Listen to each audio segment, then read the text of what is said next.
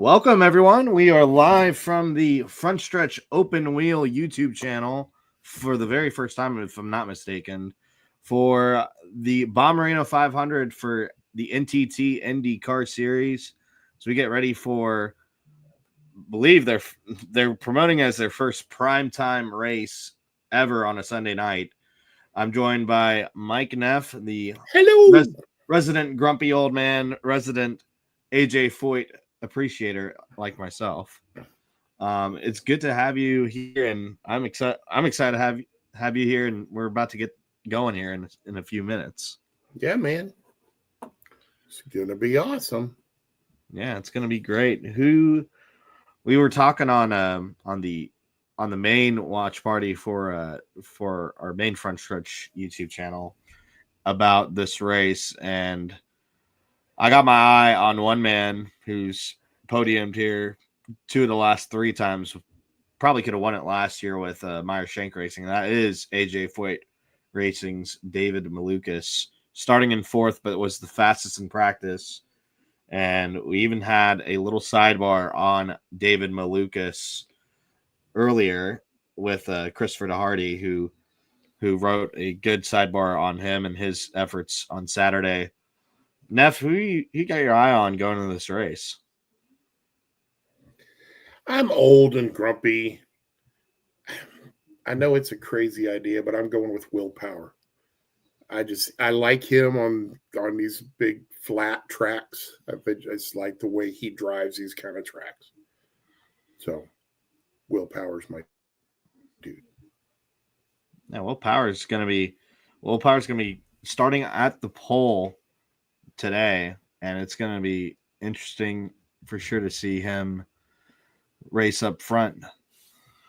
Of course, it was him and Malukas, who Malukas has had a lot of he's had a lot of conversation about him replacing him in that number 12 ride potentially this or at the end of the season. So we'll see. I'm really excited to see. A lot of the Penske cars are going to be battling for this race win, as well as, of course, David Malukas. I don't really see Honda, unless Felix Rosenquist or Marcus Armstrong figures out something within the start of this race, then it's going to be a battle between those Chevrolets starting in the top 5. Another driver to not forget about in that forest of Penske's up front is also Pato O'Ward, starting in the 3rd spot. I mean, he was close to winning Nashville and Oval last season before Colton Herta was able to drive up front and get ahead of him. I mean, it's the thing that's wild about Indy and anywhere is it all, and you know that you see it in the stock car world, but it's way more prevalent open wheel is strategy. Because of the fact that you can control how your engine runs, you can do all sorts of stuff in the car that impacts fuel mileage and power and the way you race to where, and that's why Scott Dixon is such a stud. He is notorious for running lean, making the fuel last, doing it on one less stop, and not being around anywhere until the end of the race. Then all of a sudden, where'd Dixon come from? And that's why at these races, you never know who's going to go there. I would like to see Ferrucci have a shot, but he's one of those guys that's like wide open all the time. He's like a Cale Yarbrough in open wheel. And 99 times out of 100, that doesn't pay off when you get to the end. So we'll see on this one. But yeah, I'm looking forward to it. I like this racetrack. I think it's a driver's racetrack. I think the driver really makes a difference here, unlike, Indy and stuff like that, where you're pretty much just on the mat and it's all a matter of how it plays out at the end. This thing, a driver really makes a difference at this racetrack. So we are now live on Facebook and Twitch as well for our I'm on Twitch. I don't think I've ever been on Twitch in my life. You've been like the platform Twitch. You've been on a live stream that was live on Twitch as well. For I did not know this. The watch party does go to Twitch for I our was unaware of loyal this. Twitch viewers. I learn something new every day. Oh, absolutely. I mean, we are live on Facebook, YouTube, and Twitch, awaiting the start of the Bommarito Grand Prix. Our good, lovely friend Tom Bowles working hard up there on the graphics, actually. So if you see anything interesting, give him a shout out on Twitter as well. As see we any got misspellings or stuff that's labeled wrong, make sure you point it out to Bolts. Give him a hard time. Give him a hard time. We got a couple viewers in here. Welcome into the watch party as we await the start. Yay, us. St. Louis. I mean, I was there last season, and Lord knows I want to be there this year for the race that's about to take place. These races at St. Louis under the lights are just unbelievable to watch, even on live TV. It's one of the hidden gems, really, of this series. Agreed. I love this track. It actually is in Illinois, which a lot of people think it's in the St. Louis. You can do your betting out there. You can play some bets out there at the track. There you go. Yep, it's actually across the river in Illinois, so you never know what's going to happen over there, because there could be flooding. There could be. Look at Will Power. He is such a nut job.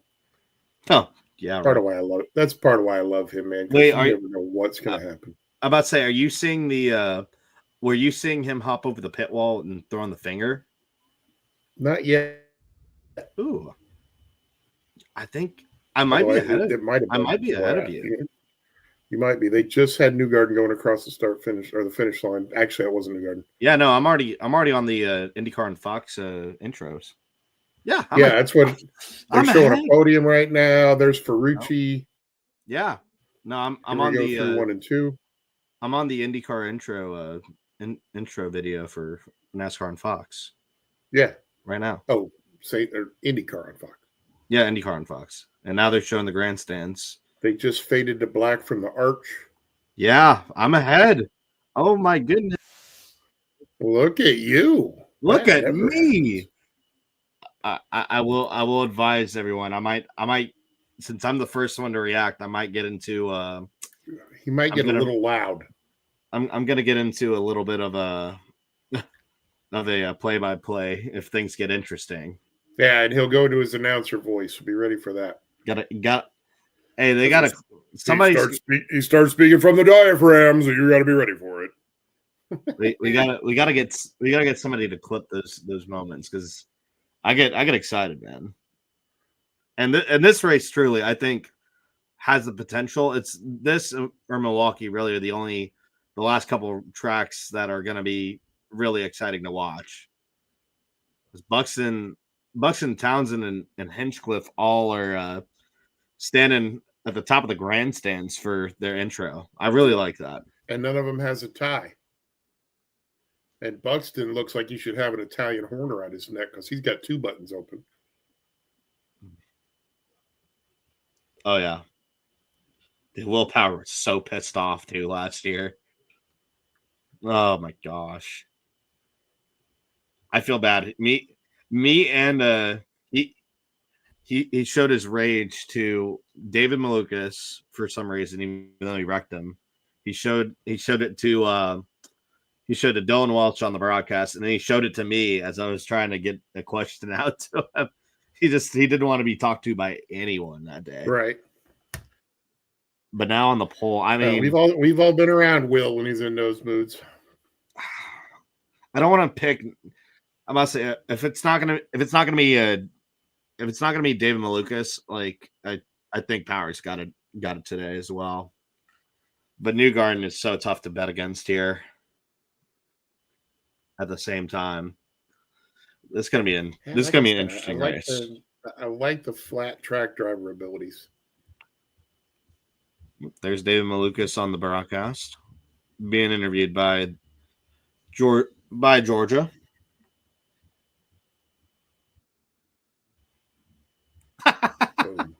They're gonna hype me up, David Malukas. So they're showing they showed the like the replay from last year, like some of the highlights, and it Yep. showed Malukas' crash, and David thought they're hyping him up because like they might have showed like his podiums. They showed that. He was like, oh, they're gonna hype me up. I'm like, I'm good here. I'm like, oh, David. He's from Chicago. What do you expect? Farmer John. Who's that?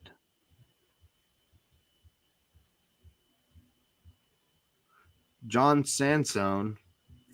Oh, this is some Fox dude. There's just some dude from one of the reality TV shows on Fox. Hyping up a coffee shop. Oh my gosh. He's from Farmer Wants a Wife.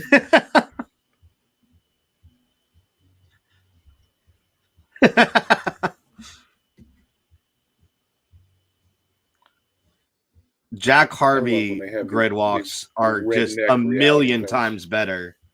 A million times better than Michael Waltrip grid walks. There's no nonsense. No, I can't stand Waltrips. Like Jack Harvey treats this as like true blue racing. He treats it like he's trying to give people information, not promote himself. No, he's trying to get the info. He was talking to Rossi there, and he's trying to dig at the strategy. We have 6 people. It's good to have y'all on here for 6 an people. open wheel. My God, they're lining up. We're not going to have room for everybody. I like they line up 3 wide on this wider pit road here at Gateway. We appreciate all y'all that are on. Be sure to leave a comment, and we can interact with y'all. It's still amazing to me that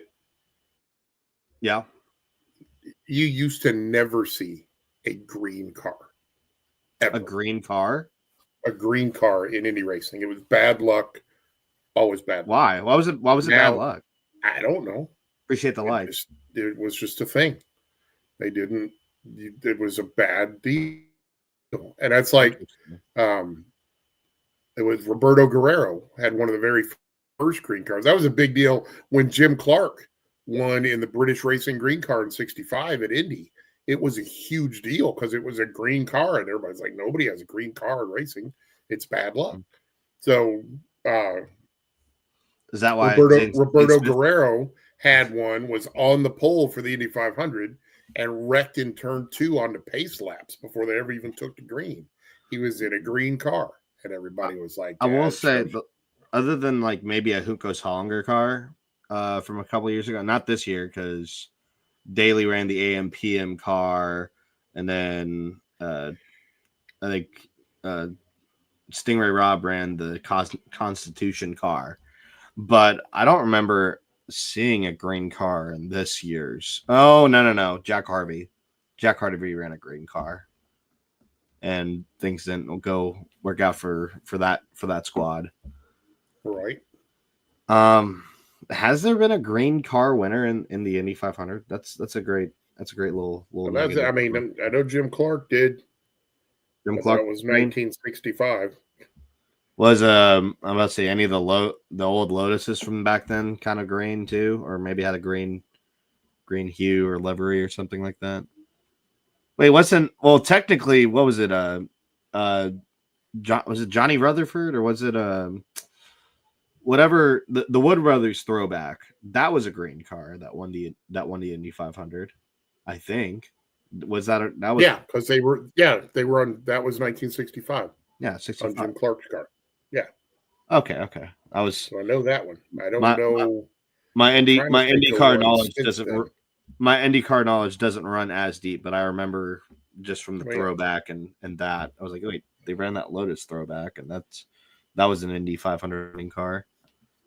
Yep. As they show Indy 500, the road to the 100 days to Indy, whatever they call it. I'm thinking of Road to Glory on the college football games. Those are a fun time. As we get set for the Bommarito 500 this week, weekend. It started at the start of the TV broadcast. Because we're just waiting for the command, waiting for cards to roll off to get this thing underway. Do you have other drivers that you're looking forward to, like possibly that can be underdog winners? Not named David Malukas today. I mean, oh my God, I just draw a blank. Who won the Indy 500? Alex Palou. Yeah, Palou. I mean, because let's face it, we're calling him an Indy. We're calling him underdog today. He rolls off ninth. Yeah, but that was the first time he ever won an oval race. Everything he had won was road courses. He did finish in the top 5 here last year. Did this win at Indy now break him through in the oval world? That would be an interesting. I don't know. I'm not feeling it today, but when we go to Iowa, like I said, it'll be an underdog win if he pulls it off today, because I don't picture him doing it. Good God, some of these dudes look like they're 12. Rhinus. Not as bad as Ty Gibbs. Everybody needs a little Rhinus in their life. Rhinus? It's Renus. Rhinus VK. Renus VK. Have you ever watched Peanuts? The old cartoons or the kid with the blanket. Yes. What's his name? Linus. His name's Linus. Linus, yeah. There you go. Look at that crowd. That crowd is packed in for this race. Crowd is packed. Absolutely. Amongst those in the crowd, Tom Blackburn, our one of our IndyCar column writers, who did excellent columns on the Penske penalty situation from the Indy 500. He had a great column this week as well, going over some of the key topics from the IndyCar paddock this weekend. Tom Blackburn at the St. Louis race. The Hardy has some good content that came out during the week as well, and that all of his content's been great as well to watch and listen to from St. Louis. I'm ready to get this race underway. I don't know about you. I don't know about you. I'm always ready to get a race. Were they at Charlotte? It looked like they were at Charlotte. Who was at Charlotte? Wieners. The commercial for Toyota Racing. Oh, I think they were. I think that was Charlotte. It looked like it. Yeah, because they have a little base out there, pretty much. Oh, they're showing a baseball their baseball commercial again from promoting Saturday Night Baseball, which I think we got not a Conseco, we got the Houston Astros got a walk off the glove. Apparently, I saw. Nice. I read that. I need to watch that highlight. But is this it? Are we back? Nah, it's not. I'm watching Shohei Ohtani hit a home run, so that's how far behind you I am. Yeah, you're like. I think you're like I'm about 30 to 40 seconds. You might be a full lap behind me. You'll be You'll be like just over a full lap behind me on the actual broadcast.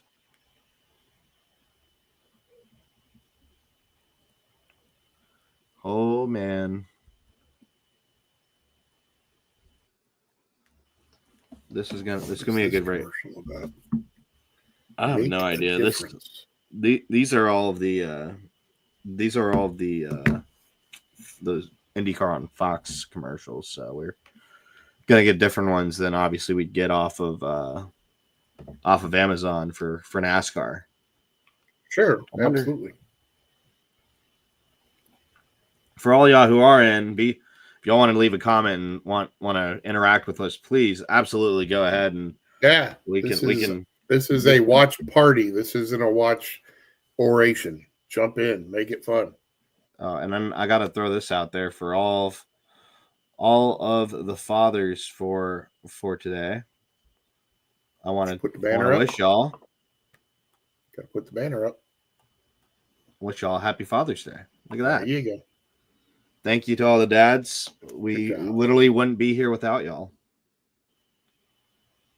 Thankful for my father out here. Thankful for, I think, what Neff's we were saying in the watch party earlier. Neff's the only father on this watch party, but we have a couple of dads at Tom, like I said, Tom Blackburn's with his kids, so happy about that. As everyone's strapped in for me out here. They're back at the command. So this is a 500 miler or 500 laps? 500 kilometer. Yay. So that'll be 300 and whatever. John Bommarito does like a minute long intro.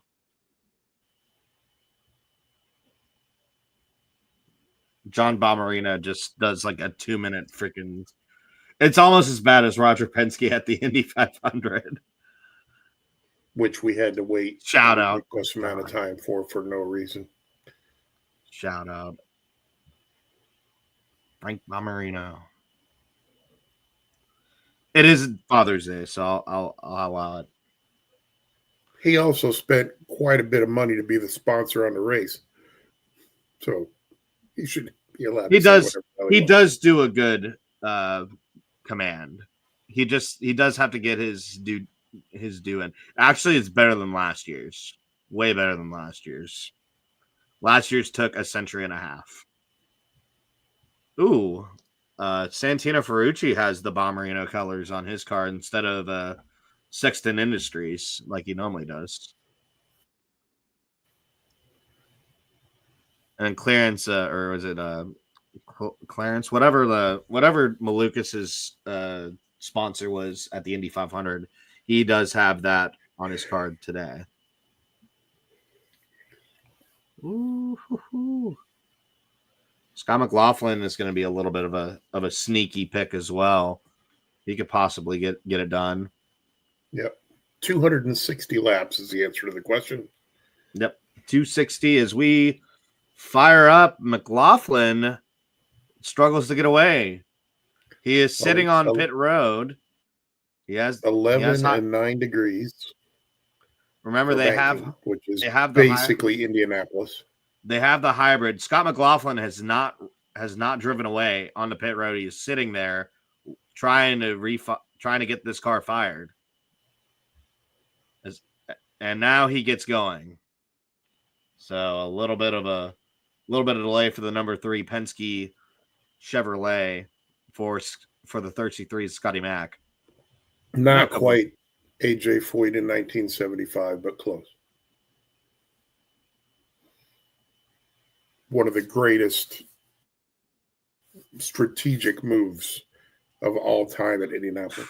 Scott McLaughlin had to have Scotty Mack must have had to had a big breath there after what happened at true statement. True statement. After what happened. Yeah, when in 1975 they were limited on fuel at Indianapolis because of the gas shortage. And so they fire all the cars off and everybody takes off for the pace laps except for AJ. His car won't start. So they're out there screwing around and they do like 4 laps. Mm-hmm. And they come around with the lap before they go green. And miraculously, when the field comes by, his car starts up and he gets in line and he goes and runs a race. Oh, yeah. Don't suppose that by any chance they didn't start the car on purpose so that he saved 4 pace laps of fuel that everybody else burned in the parade laps. There's the El Fuego on the backstretch for Gateway. I love that. They just have the big explosion on the backstretch. There's tracks that have lost identity, like Texas lost or gained an identity of bad. But St. Louis, like they have that big explosion on the backstretch where a lot of other tracks don't have something intriguing like that. So are they going to make McLaughlin start at the back? I think he's waiting for them to stop parading 3 wide so he can take his place. But I'm not sure. I mean, if he didn't fire off. Have you ever been to the Dirt Track World Finals in Charlotte? Okay, there's single file now. The what? Dirt Track World Finals in Charlotte. No, I'm about to say I've only been to Charlotte one time, and that was for the 22. They do a parade lap before the features, and have sprint cars, modifieds, and late models all on the track doing a parade lap before they start the main feature. And when they come by the front stretch on the next to last lap, they set off an explosion in the infield that literally rattles the windows in the press box every time. It is unbelievable. Good grief. That is nuts. It's blowing the Ridgeline Honda today in that super green car. 5 wins, average finish. Even with the Detroit finish, he still has an average of 4.6. Good grief. There you go. That looks a lot like Roberto Guerrero back in the day. 5 wins, but 4 of them on road courses. Ooh, Graham Rahal, 300th start tonight. Nice. Good for him. Number 300 in the IndyCar Series. Much different because they run half the races than the Cup Series. Right. Not even half. That's less than half. What Dixon have at Indy? 780, 790, something like that. He passed AJ Foyt at the Indy 500. He passed Mario. Mario had more starts. Mario, yeah. Yeah, he passed Mario at Indy. Still doesn't have more wins, but he's got more starts. You know me. Everyone single file still. We're gonna get that form up here sooner rather than later.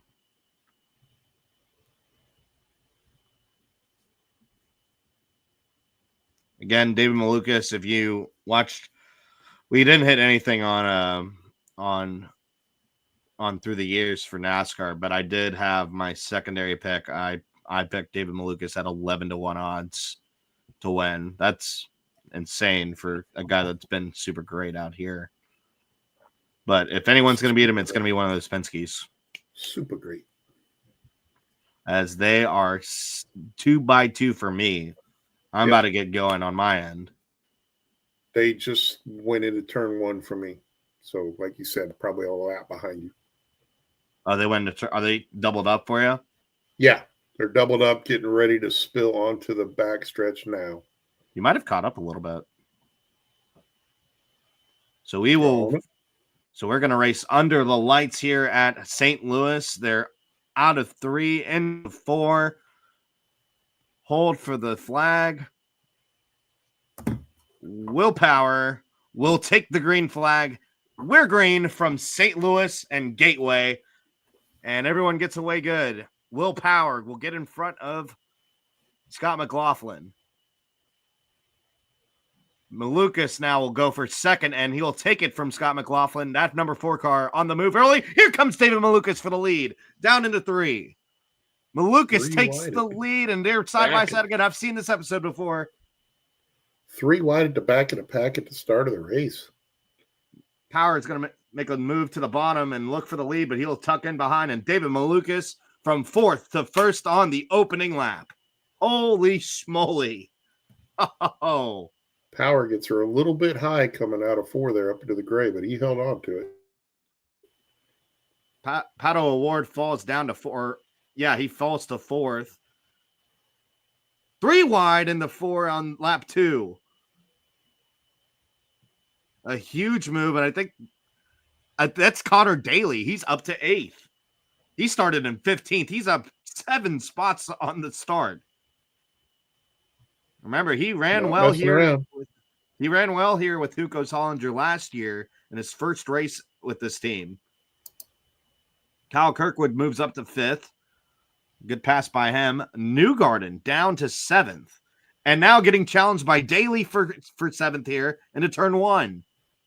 Daly up to 7th. Oh, this race is already good. Look out now, Connor Daly going. And we got a caution. We got a caution. Caution is out. I think that's Jacob Abel. No, that's Devlin DiFrancesco. No way. Devlin DiFrancesco in the wall in between turn 1 and 2. I see some debris trickling down the track. Rear wing is spent. It is destroyed. What a start. Holy cow. And he just lost it. He just lost it in turn 1. He's moving around in the car, though, so he's okay. Lost in front of Nolan Siegel all by himself. Wow. Definitely no contact or anything. Just backed her in. If David Malukas just, like put it on the table, he just did. Holy cow. Now that, my friend, was more fun than any of what we saw, except for the rain. That was funner than anything we saw in the second half of that NASCAR race. Truth. That was that awesome. Second half of the NASCAR race was terrible. First half was good. I enjoyed the first half. There was a lot of different comers and goers and stuff going on. But once we got to the final segment, it was boring. 16.5-second win. They're saying that was it's the largest margin of victory since 2009. Since we were racing without stages. Just imagine if there was no stages, how far SVG would have won. You don't know, though. That's just it. Without stages, tire strategy and fuel strategy and everything else would have been completely different. Well, I'll say, you know what? Hocevar was the guy that did. He still caused a caution in stage 3 anyway. But yes, he did. Yeah, and apparently I missed it, but there was a fight after the race, or an attempted fight. Yes. Ricky Stenhouse. It wasn't a fight. He went to his window, and he told him, he's gonna beat his ass and when we get back to the States. So Pocono, watch out. We have a rivalry now. We needed this. You don't wreck people at Pocono, though, on purpose.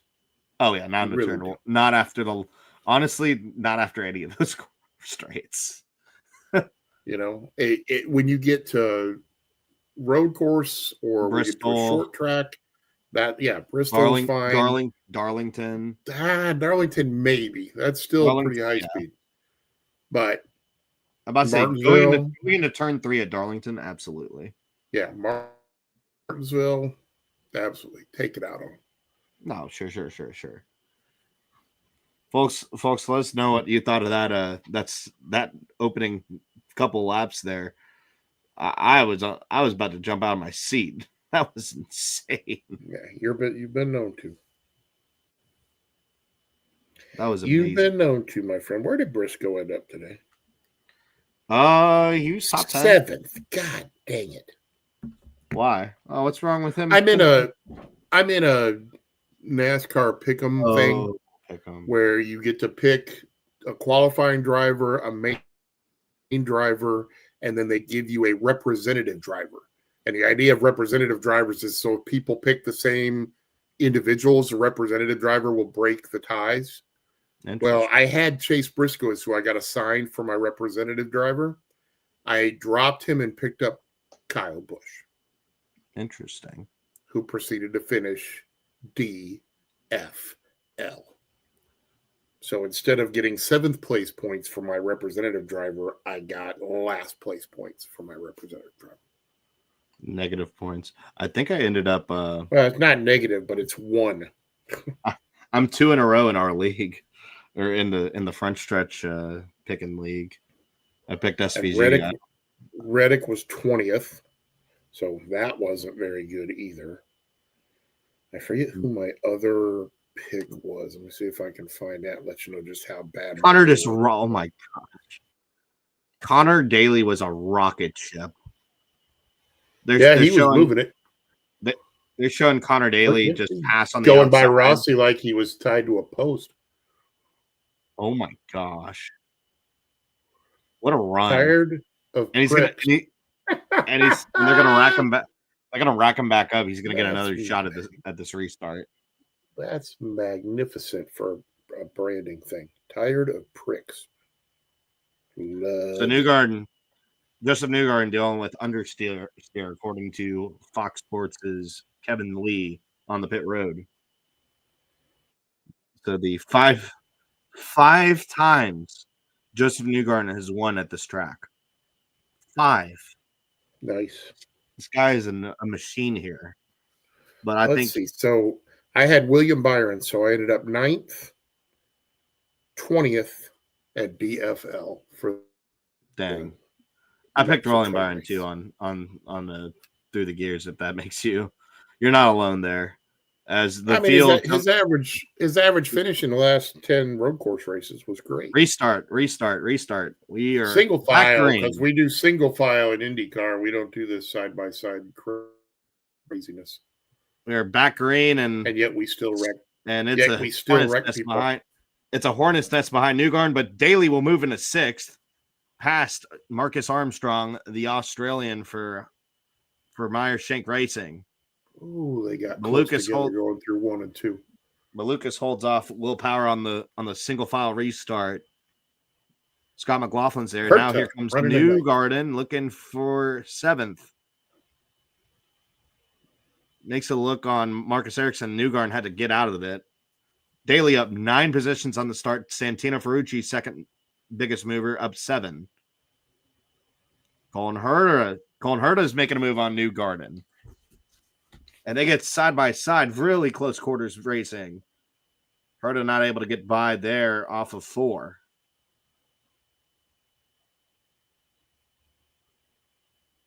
Everyone about single file, waiting to see if somebody makes a move. Someone does way back. I love seeing people be able to go too wide in the corners here, though. That is very nice that the track is already wide enough that we can go too wide through the corners. Yeah, just the grip level here at St. Louis for too wide racing in a corner is the best on the calendar, especially in a turn 1 where they can really make a move. We're gonna get some more dadgum fans to show up. Good golly. The tires starting to wear. Now it's looking more like you see at Indianapolis here down these straightaways where they get into that single file draft. So here's a move for Joseph Newgarden. He's looking for 6th. Correction, he's looking for 7th. Once again, is shut down by the number 66 Honda. Malukas, Power, McLaughlin, Pato Award, and Kyle Kirkwood, your top 5. Connor Daly, Marcus Armstrong, Joseph Newgarden, Colton Herta, and I think that is Felix Rosenquist in 10th.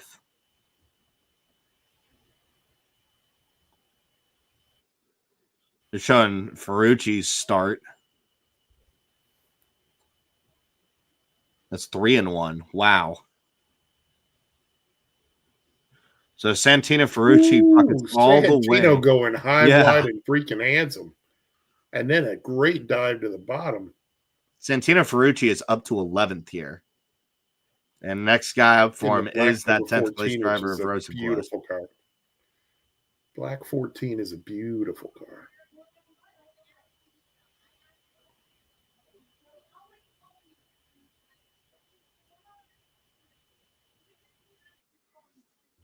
Newgarden's saying something on the radio.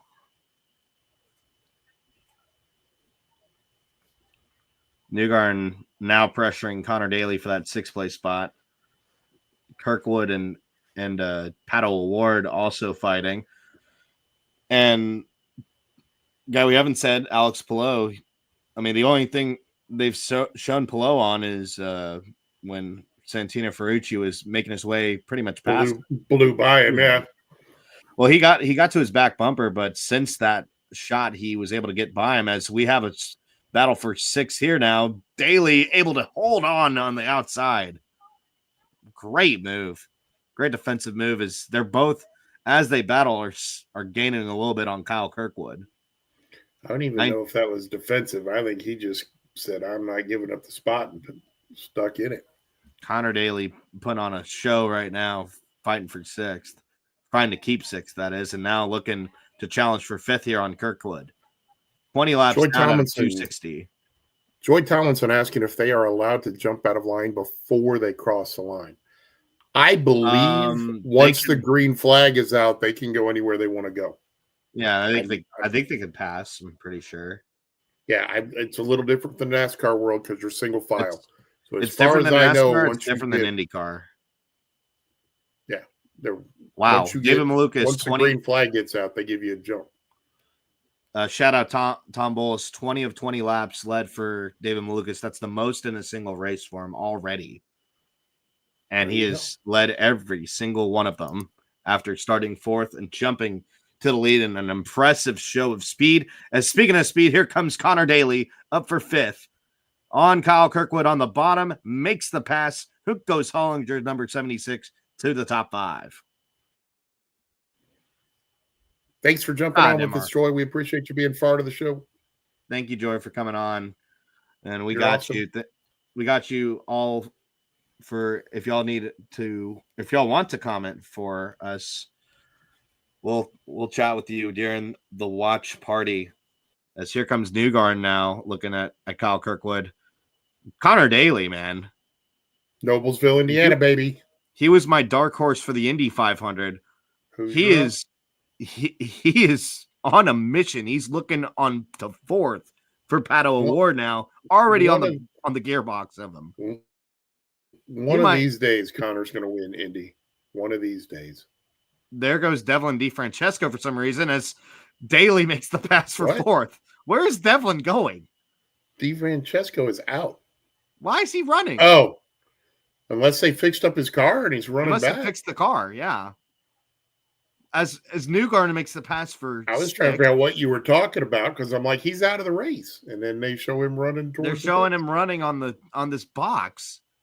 Well, shout out to the Fox team for showing us this. Shout out to the camera dude that is running with a camera following him. That ain't easy.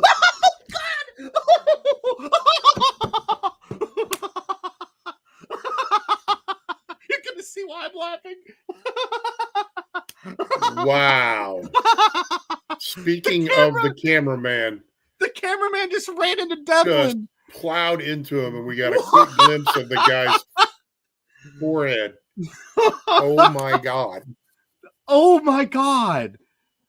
Oh, the effort is insane. Of the way through the race. Yeah.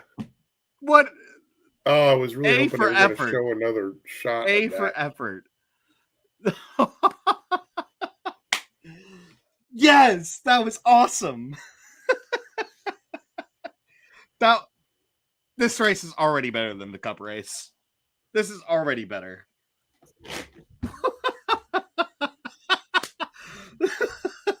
I'm texting.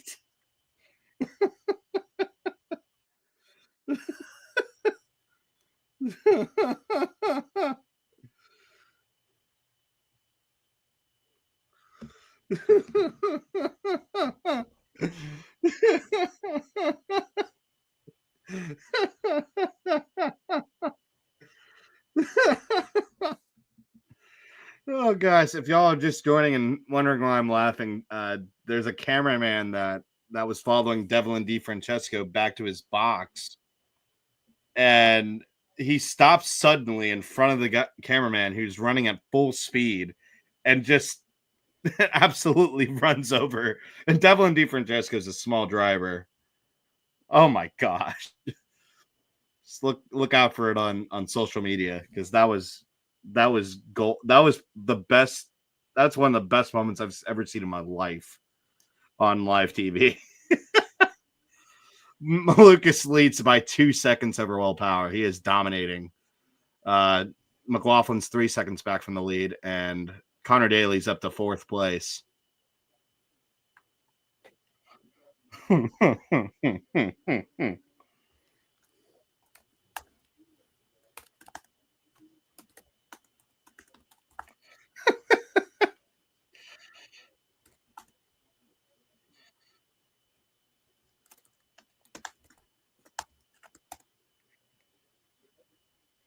Oh my God.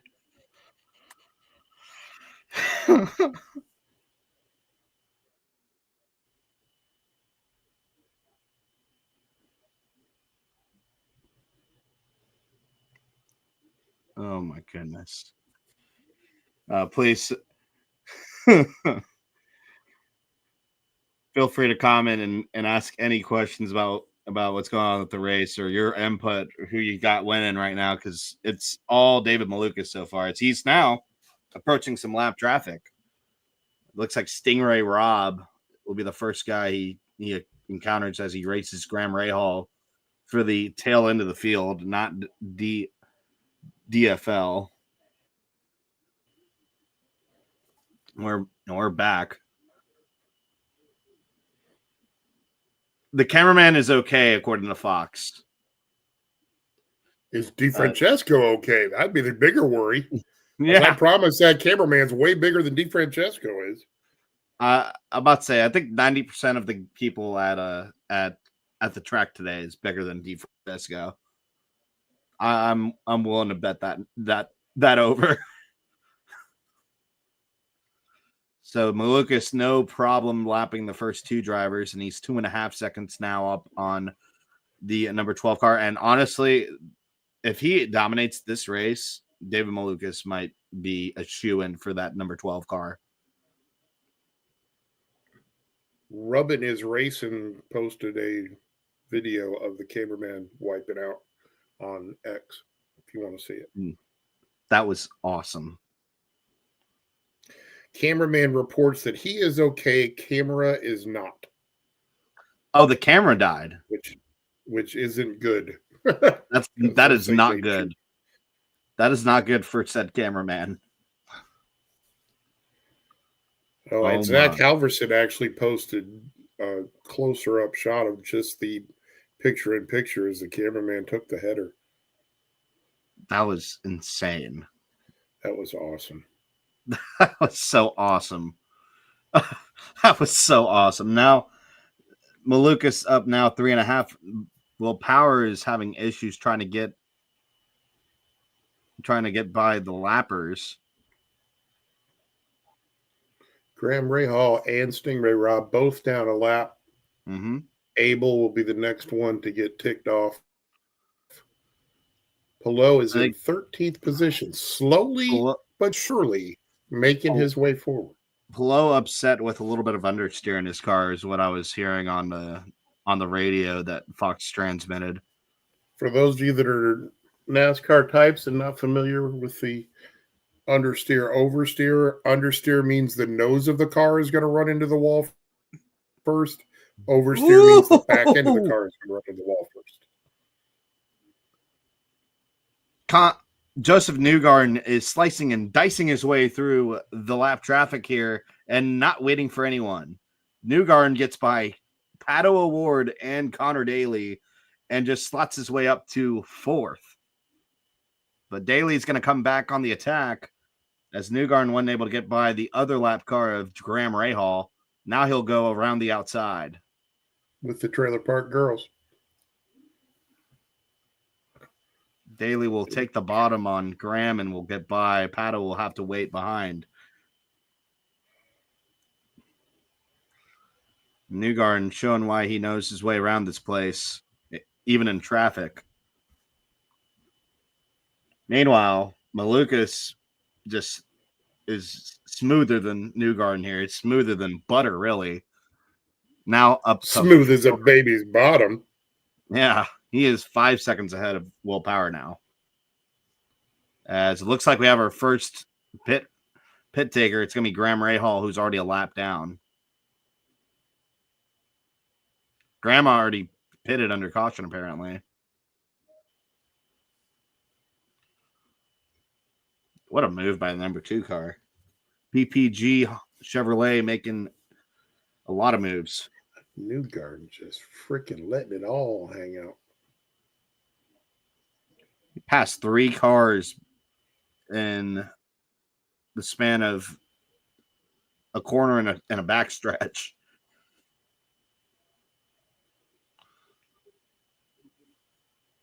So now Abel looking like the next car that They're is getting the mileage out of that replay, though. Good golly. They're giving it every angle you can get. You're getting David Malukas getting closer to Jacob Abel, putting him a lap down with 43 of 260 down in this race. Getting close to opening pit stops for the field. Again, Malukas with a heavy advantage on the 3 Penske cars. Dixon notable drivers. Dixon is 16th. Lundgaard, who's high on the championship, he's 17th. Really, you got to look at Pillow versus Kyle Kirkwood here and you can also say Pato O'Ward, because Pato is still 4th. I think he's actually the closest to Pillow right now. He's going to gain a little bit if things stay as they are. They're showing the replay of Newgarden's spin from last year. He was able to spin and win at Gateway last season.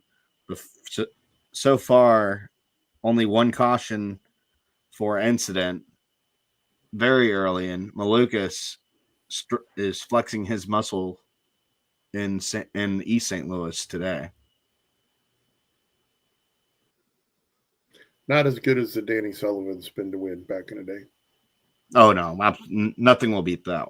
Well, someone flew in the air and won. That was Marcus Ericsson at the Nashville Street Circuit. That was impressive. Like broke the front wing, was airborne, suspension was able to hold up through it. Yeah, the suspension was highly damaged. Oh, trouble! Will Power's in the wall. Will Power's in the wall, and its caution is out. The second place driver is pretty much out of the race. Terminal damage for the 12 car from the runner-up position. Oh my goodness. Will Power is 2nd year in a row. Well, there you go. My announcer jinx comes through. He's trying to nurse it, but he is on turn 1 and he is he's crooked. Done. He's crabbing that car and it's over. Yeah, rear axle shot, right front suspension shot. What happened to the 12?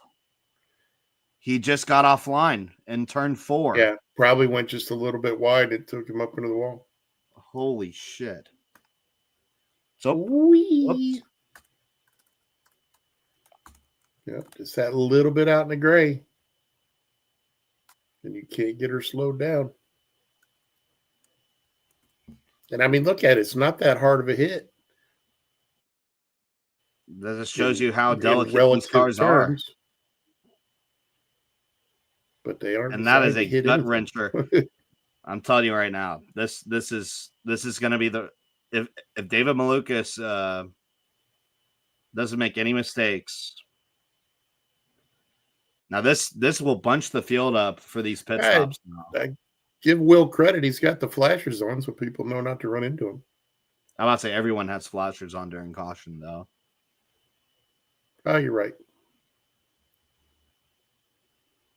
Oh my! You know what I miss? The LCD screen showing you what position they were in on the side of the car. Yeah, Joy. Oh no, Will Power. Yeah, Joy's very sad. Yep.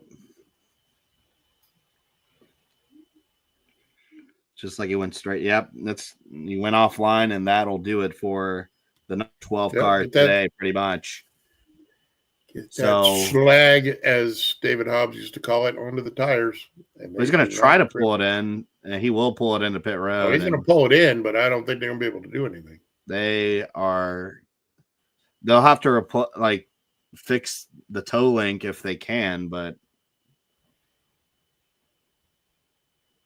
yeah, I don't know if they really have toe links per se on that, but I'm betting the rear axle is in two pieces. They call it a half shaft, and I'm willing to bet that the right side half shaft is broke. Oh my gosh, I wish I was at this race. So pit lane is open for the field. And we were coming up on 20% complete.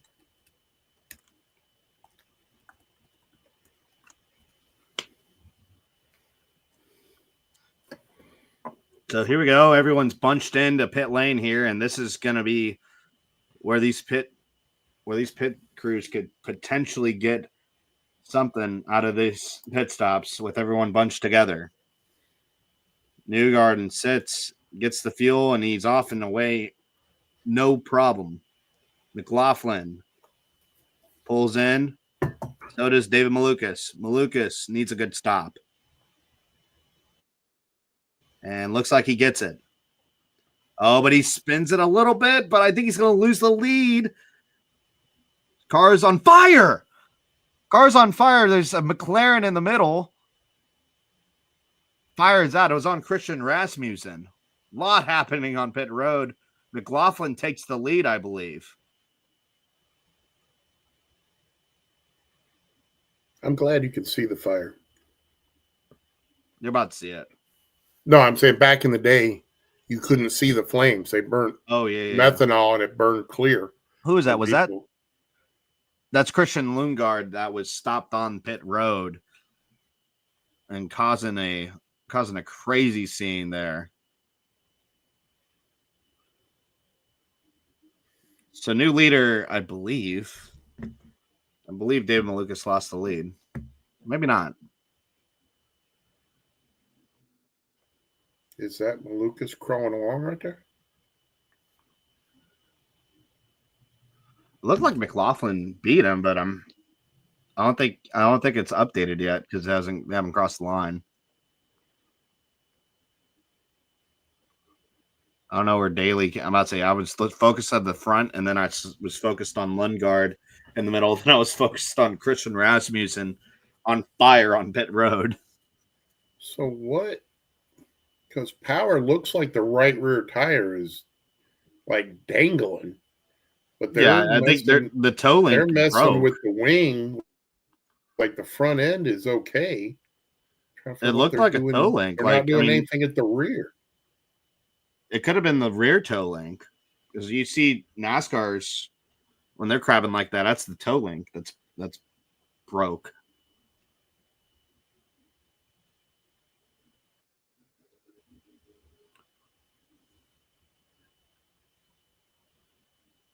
So I guess Malukas is still the leader.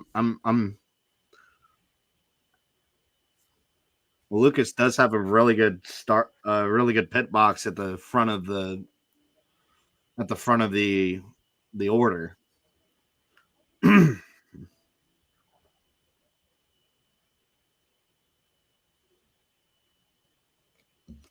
me pull up IndyCar leaderboard. I can't figure out what is going on with Will Power. We're all just kind of standing around. Nobody's doing anything. It's updated now. Scott McLaughlin has taken the lead from David Malukas. Over Malukas, and the Newgarden is third. Pato fourth. Connor Daly rounding out your top five. Herta sixth. Kirkwood seventh. Armstrong eighth. Erickson ninth. And good old Felix Rosenquist is cruising around in 10th. Santina Ferrucci 11th. Alexander Rossi 12th.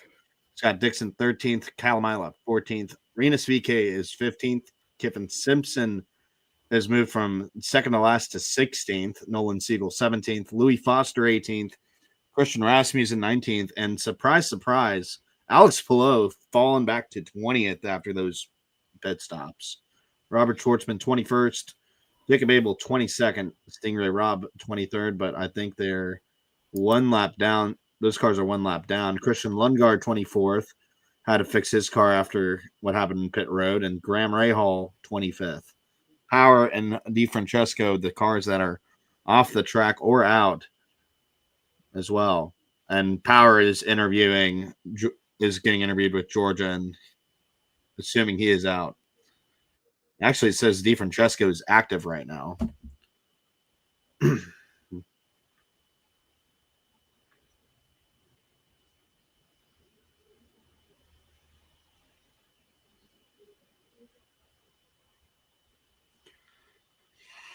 He's not mad. He's just there's nothing you can be mad at except yourself or the team, I guess, for that one.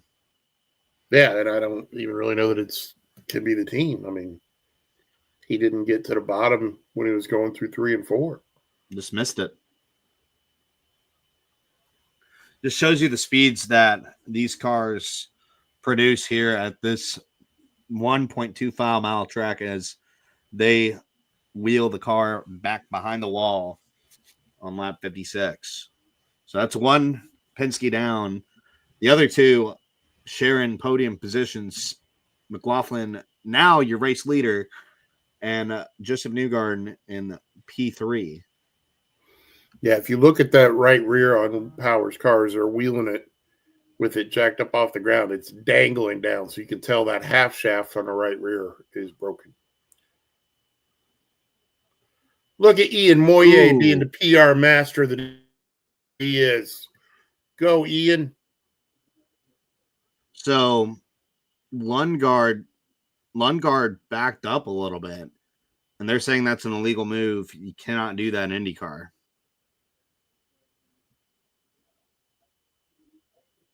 He missed this box,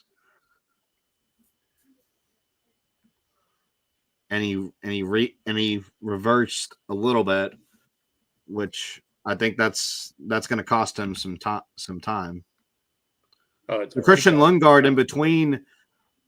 So this is a gift. Scott McLaughlin gets Christian Lundgaard in between him and Malukas. Malukas will pass the lap car of Lundgaard on the restart.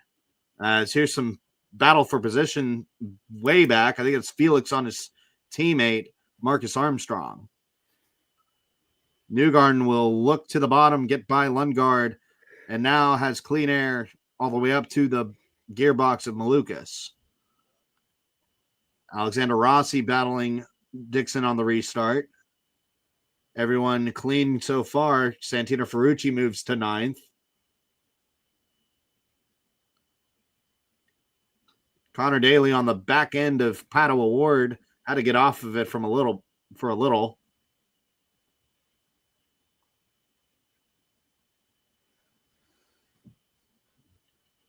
Lundgaard getting barked at by probably Pato Award's team to get out of the way as Ferrucci looks again for 9th.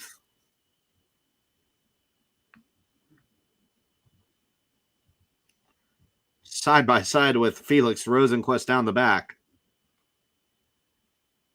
Sends it in. Doesn't let off the gas. Doesn't let off at all. And gets by him on the front stretch. Great run for the 14 car.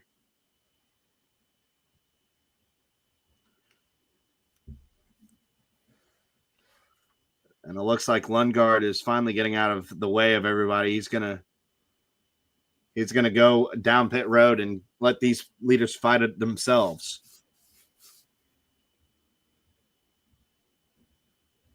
Felix Rosenquist penalty. For unsafe release. Unsafe release for Felix Rosenquist. So he will vacate. He'll have to vacate his 10th place spot and serve a pass-through penalty. Lundgaard will come out, and he's gonna be somewhere more mid-pack where he was running, out of the way of the leaders. McLaughlin with that clean air will extend to a second lead on David Malukas. And McLaughlin was a guy I was thinking could possibly be an upset winner. That you have Newgarden and you had Power. That was really good as well. It's going to be interesting to see if McLaughlin can hold on in that Dex Imaging number 3. Being out front is definitely a nice way to go. We'll see. Once they get into the lap traffic, I will say Malukas was 5 seconds ahead of Power and was losing some time.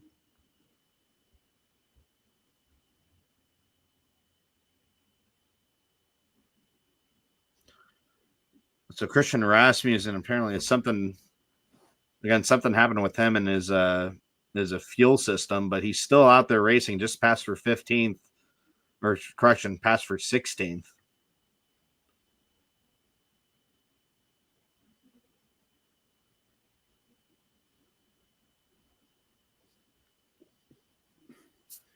Gave VK a little scare as he was going by him there. I'll say, are they penalizing him?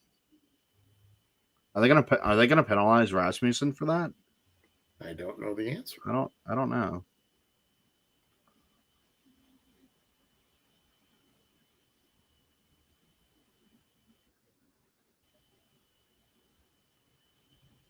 I still love that dude at Indy is That's literally so weird. he's on fire, and he's worried about picking up the fire extinguisher and putting the fire out rather than putting himself out. Christian Rasmussen, though, just made a move on Alex Palou. Palou, man, he's not looking fast at all. He's struggling to race with Ed Carpenter racing cars. That was close too. Louis Foster almost was slow enough to where Rasmussen ran into him there, as Palou will make the move back on Rasmussen for 14th. Oh, but Rasmussen will hang it on the high side, but can't stick it. Try to cross over, try to get a run down the front stretch, get the draft and run down the bottom. Great. Oh, it's Newgarden. Newgarden's all over the back of Malukas now. Penske's starting to show that speed. Almost had to run all the way up. They almost made contact down the front stretch. Yeah, he had to check up, lost his momentum going into 3. Malukas making a defensive move into 3. Malukas, or Newgarden rather, has to get out of the gas there. He's not losing too much time to the number 3 car.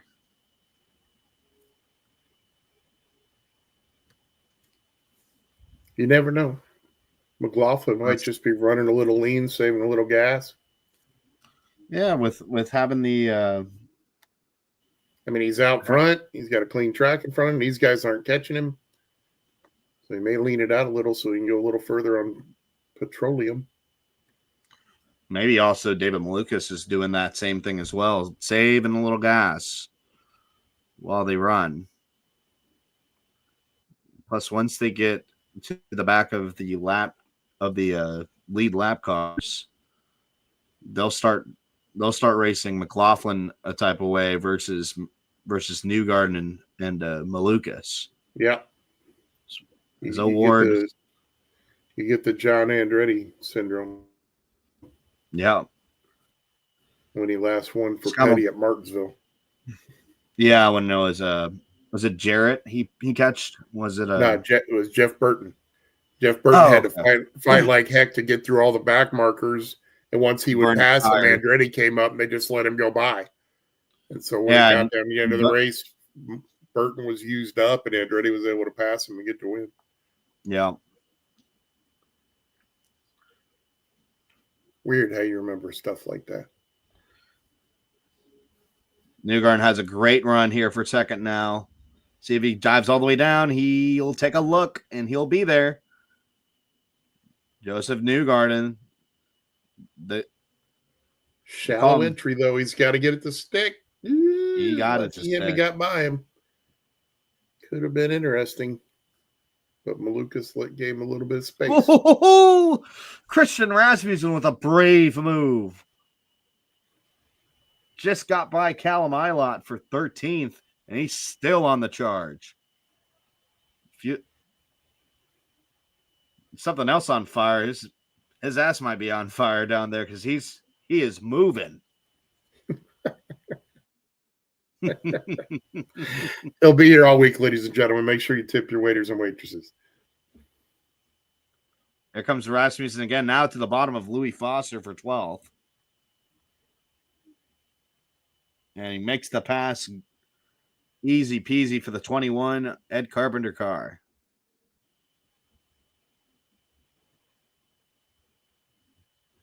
Newgarden's got it under a second on McLaughlin up at the front. We're about to get a little fight for the lead between two Penske's in a couple moments. They're showing the replay as they go to commercial for Ferrucci and Rosenquist before Rosenquist served his penalty. So far, so good. Also from Fox, they've shown side by side action for this race. Devlin DeFrancesco is still out there, and he's considerably slower than everyone else with that damage he accrued. He'll look to pass the number 12 of Will Power, who's still sitting in pit. Time flies when you're having fun. We've been at this for an hour and 10 minutes already. It's crazy. Yep, it's going to be a much quicker race tonight for the IndyCar Series. Well, yeah, because we're not going to have 28 caution laps.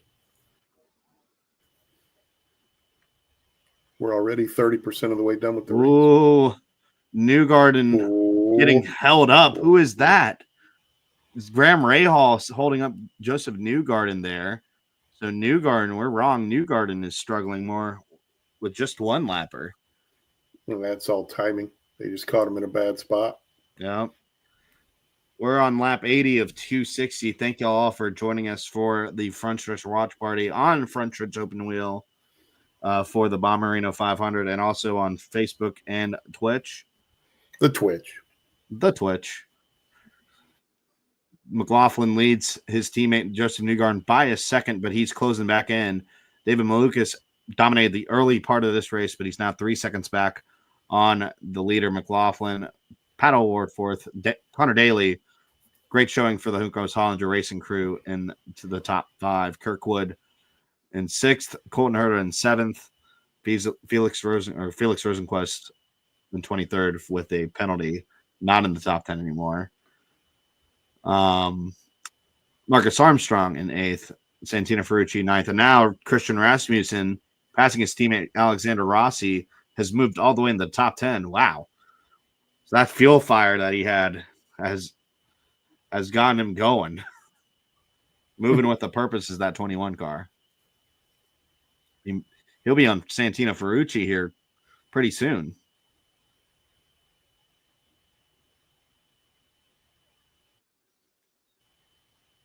And your points leader, Alex Palou, outside the top 10. He's currently battling for the 12th spot with Louis Foster. Correction, the 13th spot. 22 cars on the lead lap. And there goes Christian Rasmussen right there. He goes to 9th by Santino Ferrucci. Who Santino, great run for him in the AJ Foyt Racing boys out in Detroit. They had a great run. Penalty, though, gets rid of all the points, but he still held on to his first runner-up. That means he kept the finishing position, unlike what happened at the Indy 500 with Marcus Ericsson, who lost his runner-up spot. But the team did forfeit 26 points after the Chevrolet Detroit Grand Prix. But another great run for him and his teammate David Malukas, both running in the top 10 thus far through 85. As they return back from commercial, Christian Rasmussen has pitted. Really? This is not a scheduled stop for the 21 team. I'm wondering if they didn't get it full of fuel, would be my guess. That would be my guess. But if they were having that fire situation, they may have bailed. no fuel fire this time for the 21. They're down and away, but this is certainly not a scheduled stop for the driver that was moving through the field after the restart. Maybe that's why But he was moving through. He was lighter than the rest yeah, of he the might have field. been light, but that also means he can now go further than everybody else. So that throws him onto a different pit window. Yep, definitely on a new strategy, but he will need So to we never find. know. He's probably going to be a lap down here in just a second. Oh, but he is on the cold tires. Is that? Oh, that was Scott McLaughlin. That's McLaughlin. Here comes Newgarden. Yeah. Newgarden for the lead. Yeah, McLaughlin was trying to get him a lap down. Newgarden has a little bit of an advantage on the bottom, but he has to back out. Rasmussen came out right ahead of Scott McLaughlin and raced them, and McLaughlin, they almost got together. Got to stay on the lead lap. This works a little bit for David Malukas now as they've caught the end of the lead lap cars. Now here comes McLaughlin by a Stingray Rob. I think he was already a lap. Nope, he's not a lap down. Really? So Rob is back. Rob was a lap down, but I think he pretty much he stayed out and got his lap back. So Rasmussen's a lap down. Francesco is still running 33 laps down. Yeah, that's why he was running back to his car. Right, and getting run over by a cameraman. Mm-hmm. So David Malukas now, I think that's only 1.8 seconds from the lead, was able to capitalize on Rasmussen coming out in front of McLaughlin, and then a little bit of racing between two teammates. Rasmussen is hauling the mail. Oh yeah, no, he's got the fresh tires. He already had a pretty fast car. He was showing good pace, getting into the top 10 there, even passing a really fast car in Santino Ferrucci. But now a lap down, he will be praying that he can get to the next pit stop window and catch a lucky caution. So here comes McLaughlin. He's going to work on, I think that was Jacob Abel and Devlin DeFrancesco have very similar looking cars, but I think that was Jacob Abel going a lap down.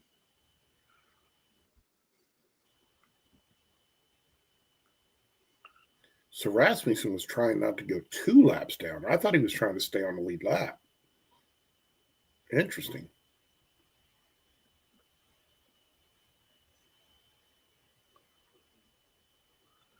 So Newgarden does like his car. They were going to do another half wing turn, but he called it off.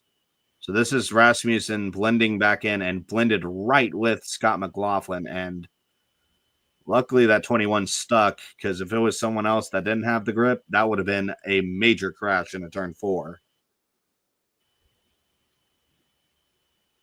Potentially, for sure. Lucas now down to about 2.1 seconds.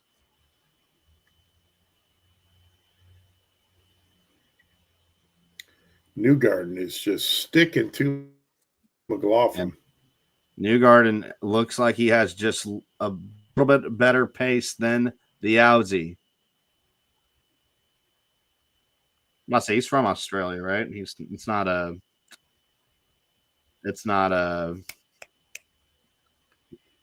oh, Felix Rosenquist is not going to let McLaughlin go by that easy.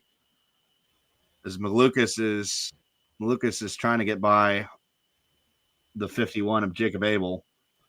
Let's try to join this 3-way fight for the lead. Oh, Felix Rosenquist putting the block on out of turn 2. But he's going to be above. He's going to be on the high side, the non-preferred line, and we'll lose that lap now.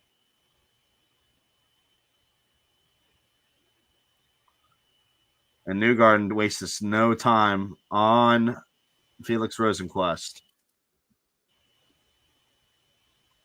Malukas still not able to pass Jacob Abel.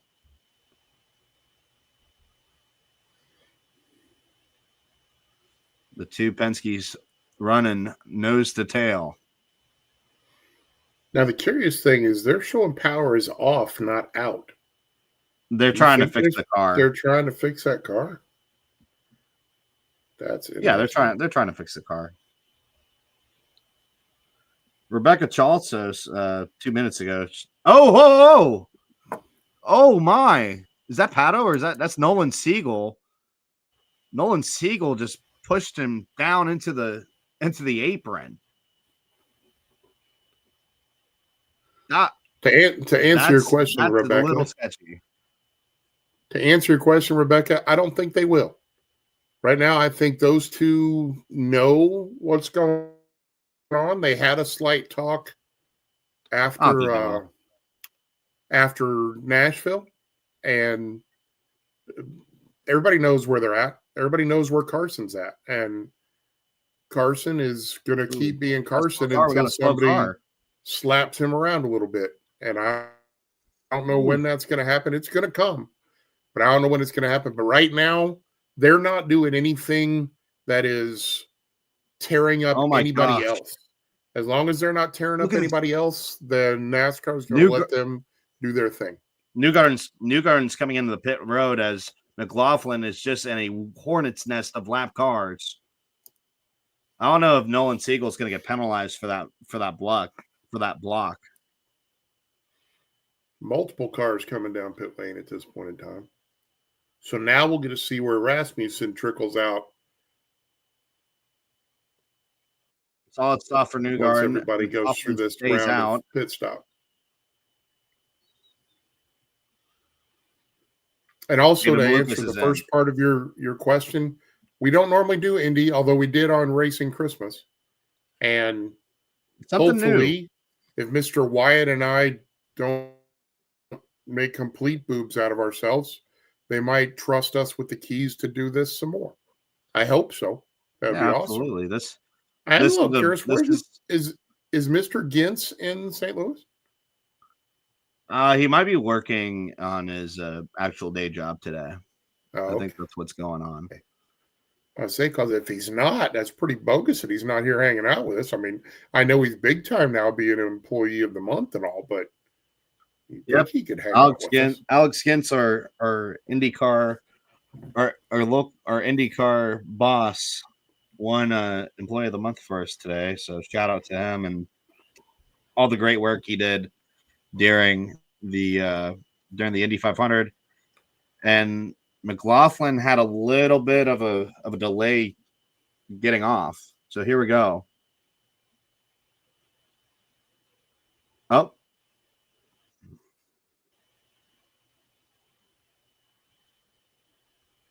Newgarden's ahead. McLaughlin loses 2 spots on that cycle on the undercut.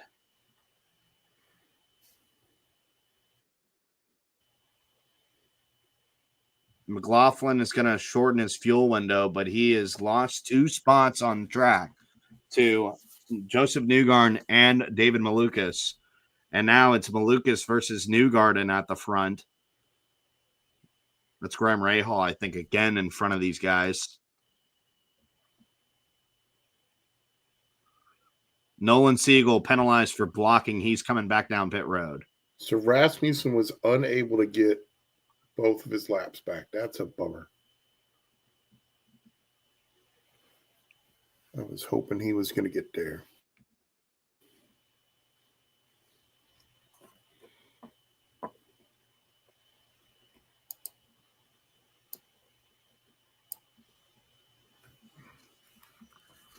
Malukas using the draft to his advantage on the backstretch as McLaughlin was able to get out.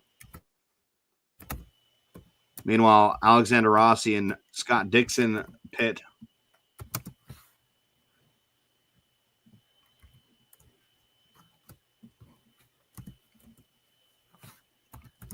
And I don't know if we're going to go to full commercial here or not. It might be.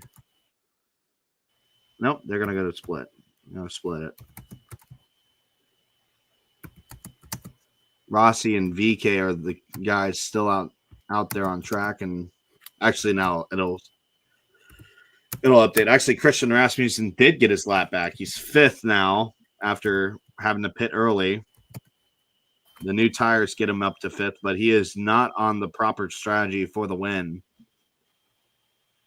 They'll have to pit way earlier than these guys, and he'll be hoping to get a caution probably in 10, 15 laps from now. All right. So let's look at this.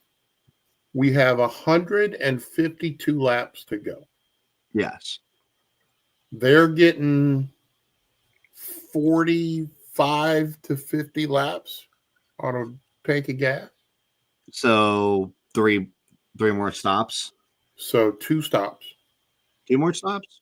To get yeah, because you're going to get 50 out of what you got in there now.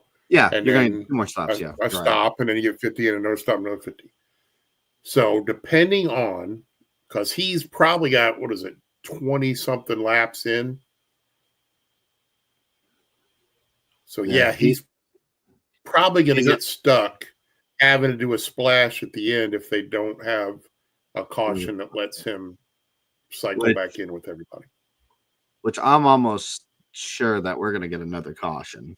No. That never happens in IndyCar racing. I mean, when you got drivers that are, if they get out of the groove with the speeds that they produce here at St. Louis, it's gonna be, there's gonna be a wreck in one of these corners, whether a car steps out and loses it or not. So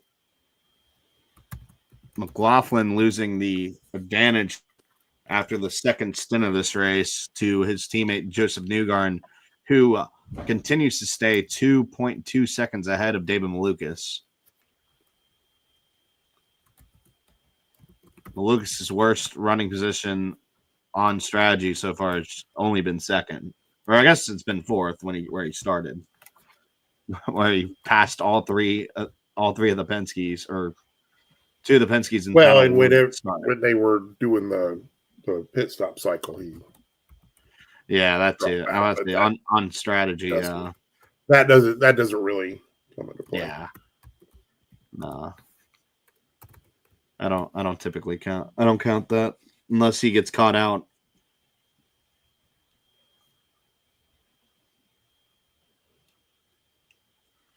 Oval King. He is 17 of 31 career wins on ovals.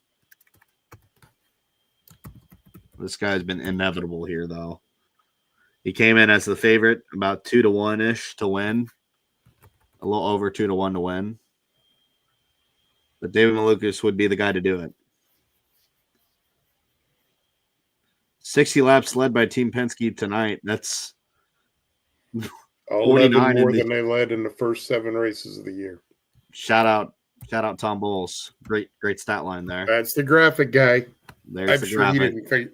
I'm sure he didn't know the stat. They told him that, but he made the graphic up.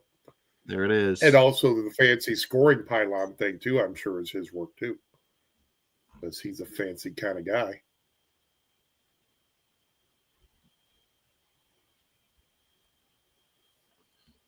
Yeah.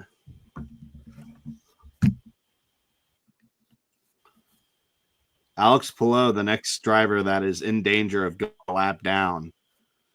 Ladies and gentlemen, this is not a drill. Alex Palou is struggling in an IndyCar race for the first time on an oval. On an oval, but still, he finished top 5 here last year. On ovals. He finished top 5 last year. Yeah, still struggles. Will Alex Palou go a lap down in 13th? Venus VK up to 14th as well. Felix Rosenquist down 16th. Yeah, he got penalized for an unsafe release during the caution. Yeah, which I wish they would have shown that to us, because they showed the fire thing. I was trying to see if we could see him in the Alex Palou just lost a ton of speed there in front of because somebody in front of him came shooting from the bottom to the top. Palou's going to squeeze him. Sketchy. Palou's going to race him and stay on the lead lap. Oh, gives him the cold shoulder there. He's going to get by. I think that's Graham Rahal that they're racing, and Newgarden has to back out of it. Yeah, let's watch for a little hand signal from Newgarden when he gets back up. Newgarden loses a whole second in that ordeal. Sure, Newgarden's going to give him a happiness signal when he goes by. Universal happiness signal. David Malukas catching these other two lap cars here. Rahal is just way off the pace. He's out 4 laps down. Yeah, they're running like a bag of hammers.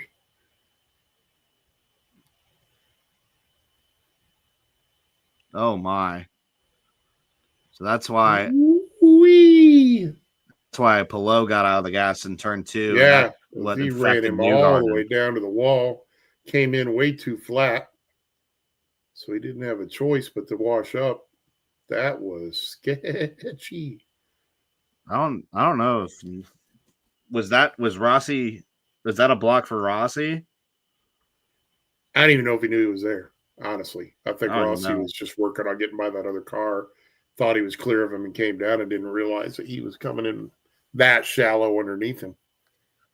And after all that drama for Newgarden, in an instant, he's extended 2 seconds on David Malukas. I think Malukas having issues trying to get by those lap cars currently. And Newgarden also has clean air up to Pillow from all that. Yep.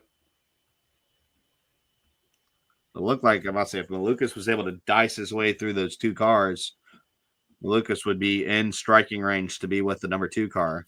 But there's Malukas now. Thing. They need a little more crap on their steering wheels. You ever look at that and go, we're not supposed to text and drive, and they got 27 knobs, flashing lights, and all sorts of crap going on in front of them while they're trying to drive a race car at 200 miles an hour. And there goes Malukas by one of the lap cars. Almost got passed by Scott Dixon there as Pato O'Ward, and it looks like, oh wait, no, Pato O'Ward is doing the Fox thing, I think. Now, curiously, they were just showing that in-car camera on the other car. The wheel was all lit. Dixon does not have his wheel lit. Neither does O'Ward. We're gonna have a battle for the bottom spot of the podium here between O'Ward and McLaughlin. McLaughlin's using the high lane, Pato O'Ward the low line.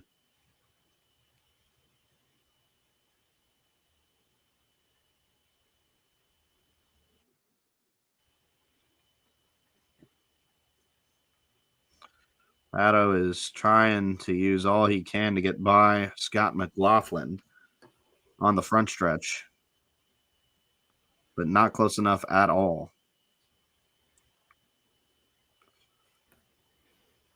There goes McLaughlin by the slow Rahal.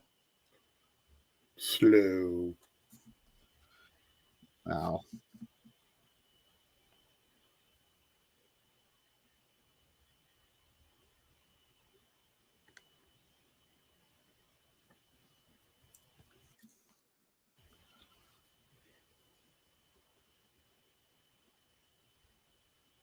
Whoa. That was a good save by Pato. Oh, yeah. Holy cow. She tried to step out a little bit there. Monster save for Pato O'Ward.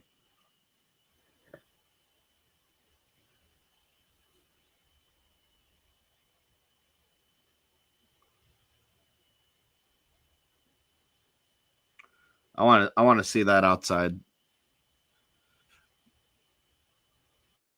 Yep, there's a little Firestone on the backstretch. Just a little drifting out of turn 2. Hinchcliffe. James. Freaking, if he had $1 for every save he had on a big oval, he could buy a bigger jet. Great line. 6-second lead now for the Oval King, Joseph Newgarden. as we are halfway. I was just going to in say this cross race. flags are in the air. And there you go. Your As Bommarito 500 halfway standings. Newgarden, Malukas, I didn't put the S in there, McLaughlin, Award, Rasmussen, Daly, Kirkwood, Herta, Ferrucci, and Armstrong. Whoa! Whoa, trouble for Newgarden! He's upside down! Joseph Newgarden is upside down the front stretch as they go to the commercial. And they're back from commercial, but he is sitting upside down at the start-finish line at the bottom of the track. Oh, my God, what happened? AMR safety crew guy already over the wall to him from the guys off of pit road, waiting for the trucks to come around. Oh, my God. I feel like he's okay, though, because the AMR guy that's there talking to him is not acting frantic, which would insinuate that he's okay. The bummer now is that they can't really do anything with him until they flip this thing back over. More AMR safety team comes on as Louis Foster is also damaged, involved in this accident. Yeah, that right front is killed. So it must have been, and this had to have happened in front of Alex Palou because he was around this. Palou is not anywhere in this. There's no replay yet because they're trying to get this car unflipped by hand. Again, they would not be doing this if Newgarden wasn't okay.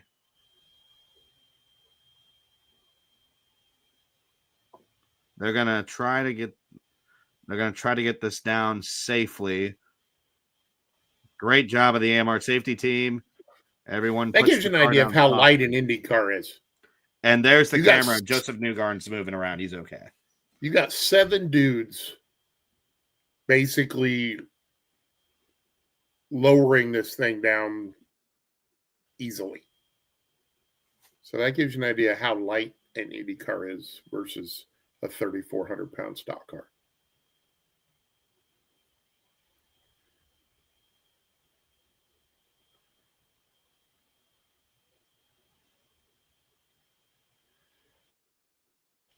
All right, so now that we've shown them jumping out, we should probably get a replay here in just a second. Now that we know both drivers are okay. So Louis Foster is up. He got in the marbles and into the wall. He spins in front. Oh, and just zig for zag. Oh, my.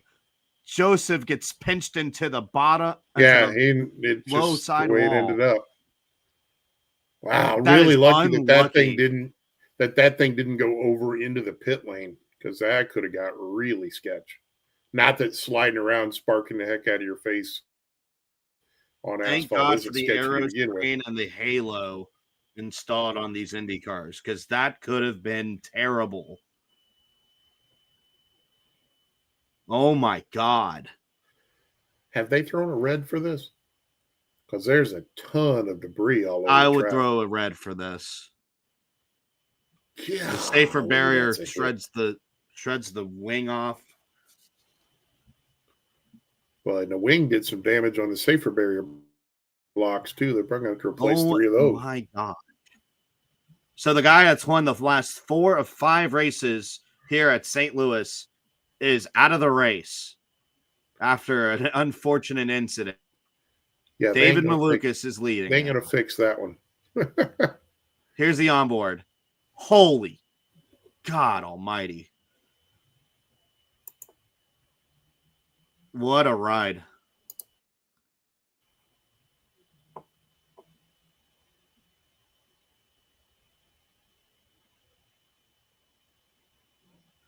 Green is still out.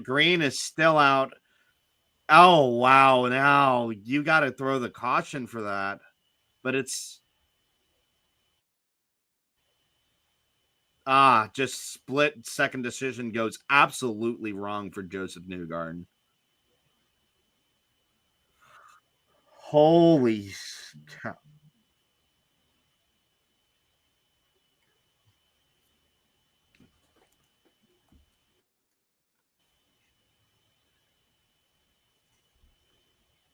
And still under caution, they're going to run around. Why would they Oh not my be? gosh. Why would they not bring them down pit lane and throw the red flag so that you're not driving through carbon fiber shreds and other potential stuff that could damage tires? That's horrible. All right, so we're going to be about 120 to go. I will. So at that, I think you can do it on the. You stop when they open pit lane. You could stop and then have one more stop, but you're going to have to go lean to get it to run 60 laps on fuel. I will have to. I will hand the reins to you for a second. We'll have a sidebar Got to on go front. to the bathroom. I got to no. I have to. Yeah, no. Yeah, crap myself after that? No. I have to. I will be writing a sidebar on what just happened with Joseph Newgarden on Frontstretch.com. We'll be writing that as action will continue once safety crew cleans the track, and once I'm done with that, I can hop back into here. But for now, Well, take it fine. away. Leave me all alone, you jackwagon. Duty calls, and I think that's worthy of talking understand. about the dominant car going. Really, Penske itself having an incredible bad luck so far. So, with that, I'll give it back to you, All right. grumpy old man. You take it away. See you in a half hour or so. I'll see you in a little bit. All right. Yep. So here we are, flying solo again, just like the good old days of the racing Christmas party. We're going to be, hopefully they're going to red flag this. I hate to see them just wasting laps to clean up such a gigantic mess. But again, crazy event. Foster was up against the wall coming out of turn number 4. The car turned down and he apparently couldn't stop it, so it kept drifting down. Newgarden was in a process of going by another car, so he couldn't really go back up. Made the decision to go down, and the end result was he rides over the top of Foster's car, flips upside down, but everybody is okay. And apparently we have Robert Summers from Walkie Talkie 251, Portland, Tennessee. Glad to have you, Robert. Appreciate you joining in. We are just past halfway into Bommarito 500 from Gateway. And we just had a tremendous wreck, taking out 2 cars. Again, Foster was a lap down car, got out of shape in turn 4, rode the wall a little bit, kind of drifted down. Newgarden was the leader of the race, was coming up to lap. So here's a replay of it now. He ducked down, didn't have a way to go to the top, and it flipped over and skidded to a halt on the front stretch. Not quite across the finish line. But it's going to be a cleanup. They do not, at least at this point, I don't believe they've thrown out a red flag.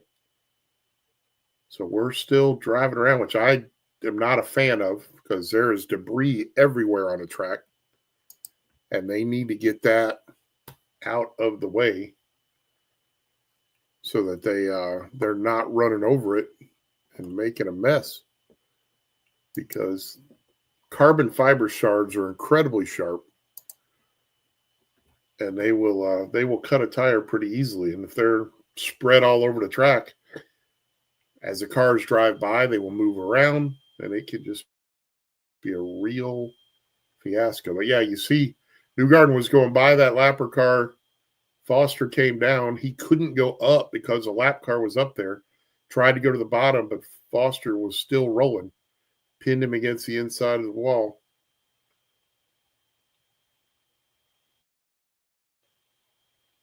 There goes what is left of Newgarden's beautiful PPG paint scheme. And by golly, we are not going red. Looks like we got teams out on pit lane. Don't believe they have opened pit lane yet. So we have to wait for that to open up.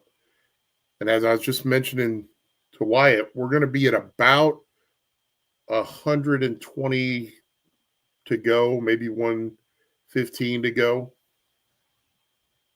But that's 60 laps on a tank of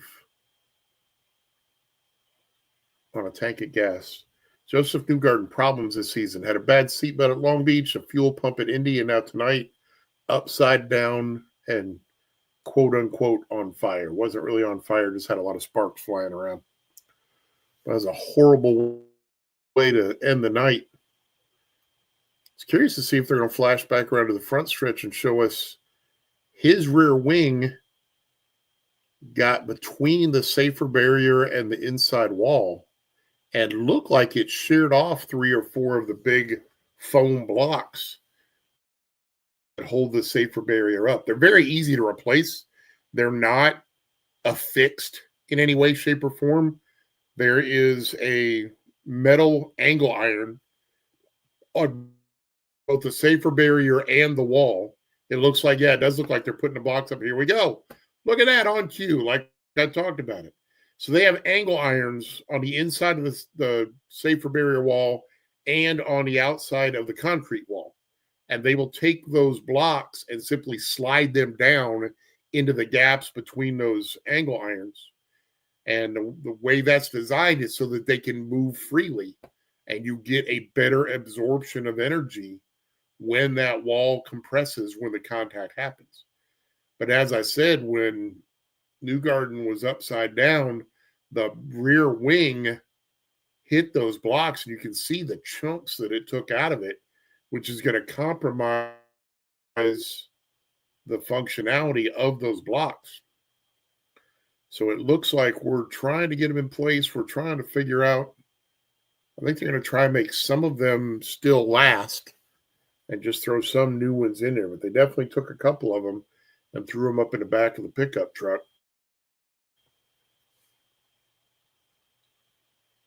So go by now. That puts us at 140. We're going to have 120 to go. Still have not opened up pit lane, probably because these guys are all over the place trying to fix these blocks.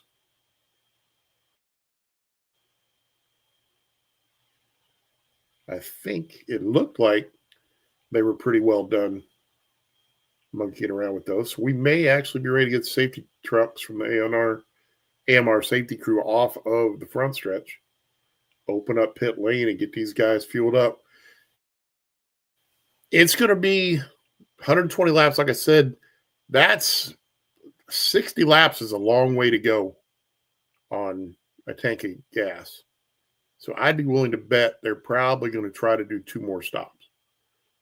On the plus side for Philip Rasmussen, unless he runs out of fuel while they're going around under this caution, that will get him back on pit stalls and pit strategy with everybody else. He had a fire in the pits on the second previous pit stop, and it was from the fueling rig, so they pulled early and did not get the car full. So he had to pit earlier than everybody else, which put him out of sequence with everybody else. But now that this has managed to come around and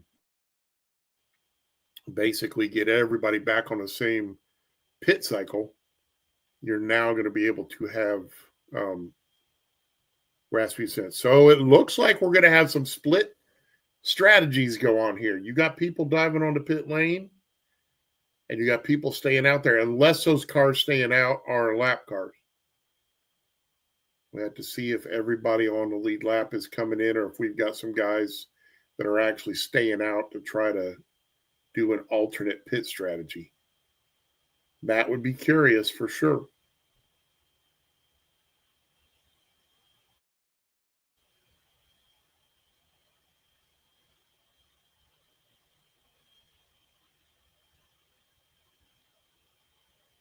Swerving out of the pit stall.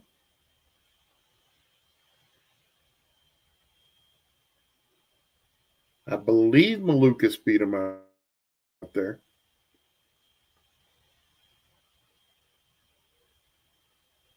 We'll have to see once they cycle through on timing and scoring here who everybody is. As much as I try to know all these paint schemes, I don't. I know Connor Daly's purple.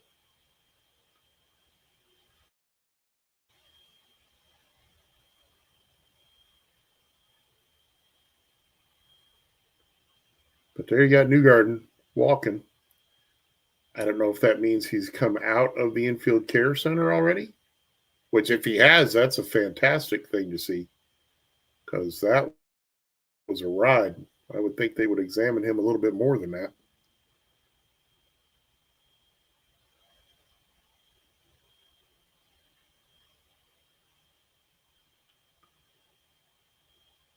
Here you get a replay of pit lane. Ooh, people pulling out in front of people. That was a little bit of an unsafe release, I would say.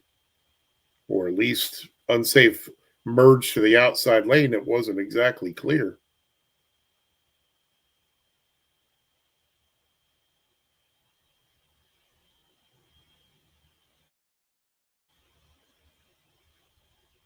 And I believe that's McLaughlin that's in the second spot there. But yeah, he slammed it in front of that car.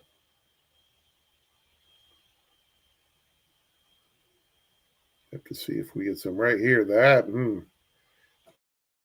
don't know that he was necessarily clear to come all the way to the outside lane, but he sure tried it. So we now have Malukas in the top spot. McLaughlin is second. Pato O'Ward sitting in third. Rasmussen is fourth. Daly rounds out your top five. Kirkwood, Herta, Ferrucci, Armstrong, and Palou, rounding out your top 10. Louis Foster, the car that got run over, explaining his situation as to what in the heck happened there. Here's the replay. You'll see he drifts up above the racing groove, gets up into gray a little bit. And once he gets up there, she takes off, and he can't get her to turn. So he's riding the wall right there. He should have locked her down, but it snapped off on him, and he couldn't get it to stop rolling. And as I said, Newgarden was trying to go around that lap car. The lap car kind of impeded him from being able to go up the track because he had already committed to going down the track, so he didn't have anywhere to go. Tried to get under him, and away we went. And we made a trashy mess out of the front stretch. All right, so now we got a bunch of cars coming in. My guess is that these guys are all lapped down, although that looked like Dixon went in on that. And I'm pretty positive Dixon was on the lead lap.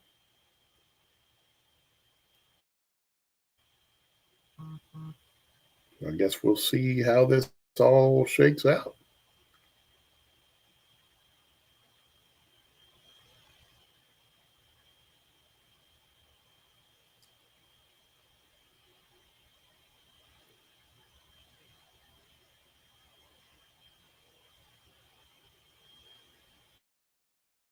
I am not going to lie to you. Those gentlemen that change those tires are some brave souls because you are right there on the edge of that pit with those cars rolling by you, and they are not missing your feet by more than a couple inches.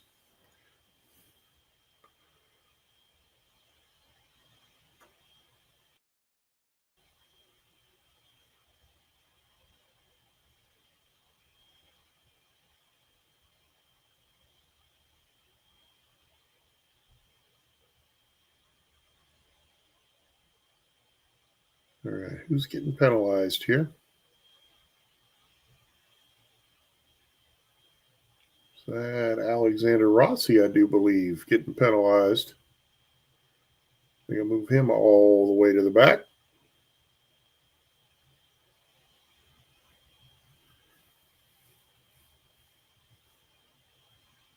Joseph Newgarden on his third 20th or worse finish. We've had 3 cautions and 9 leaders. So we are getting her done. coming up on 2 hours of this watch party. Appreciate y'all hanging out. Hope we're giving you a little bit of entertainment. Like we've said before, if you want to chime in, you are more than welcome to jump in, leave us some comments. Lights are out on the pace car. I believe we're getting ready to go racing here the next time they come around. They moved Connor Daly ahead of Kirkwood, so they must have beaten him to the line getting off of pit lane to put him in the third position. Again, Malukas, Award, Daly, and Kirkwood. McLaughlin is getting penalized for that move.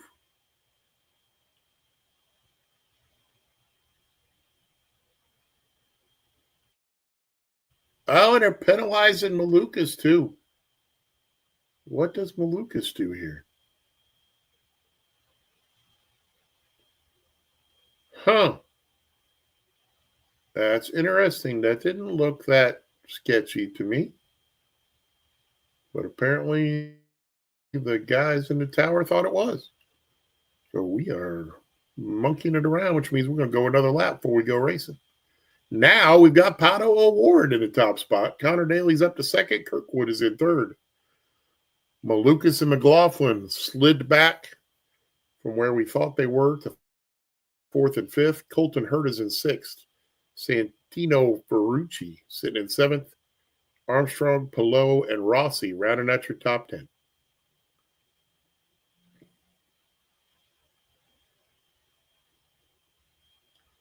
We're getting a breakdown of what areas in the pits you can do what. We're going to go ahead and hide our halfway standings.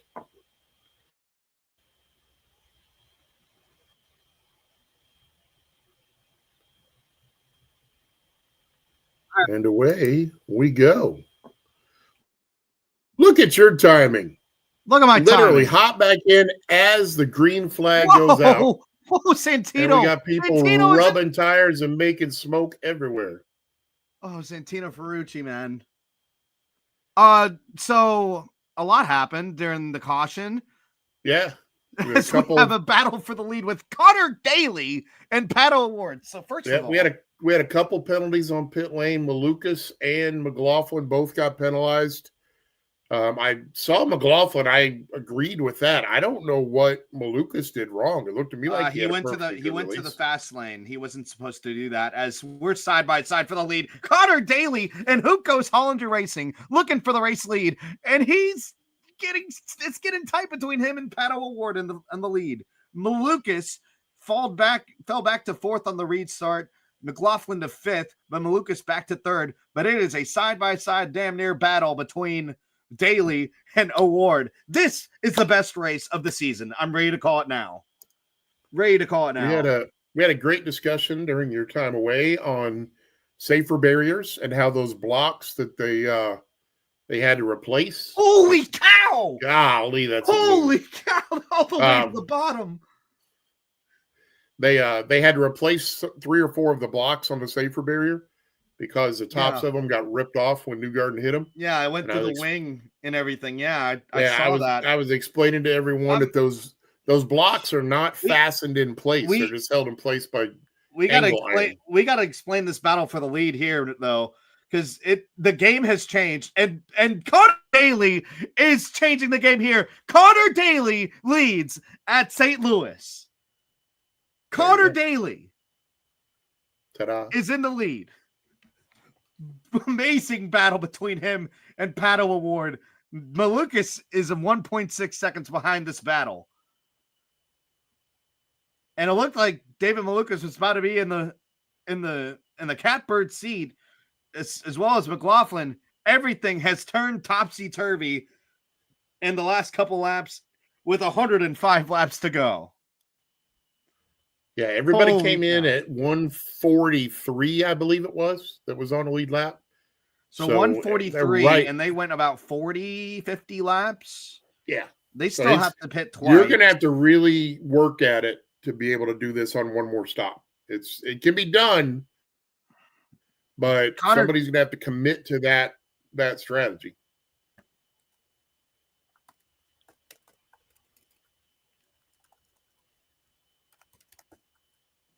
Here's where these guys rub tires on the restart. Is there going to be is there going to be a penalty for that? They're just racing. That's a racing deal. There better not be a penalty for that. They rubbed that much and did not wreck. That is insane. Yeah. And no, I mean, look at Rossi is just filing off the freaking side pod on Santino. That was actually Colton Herta. That was the onboard of Colton Herta. I thought that was Rossi that was on. Rossi is running 11th, and they were battling for 6th there with McLaughlin right there.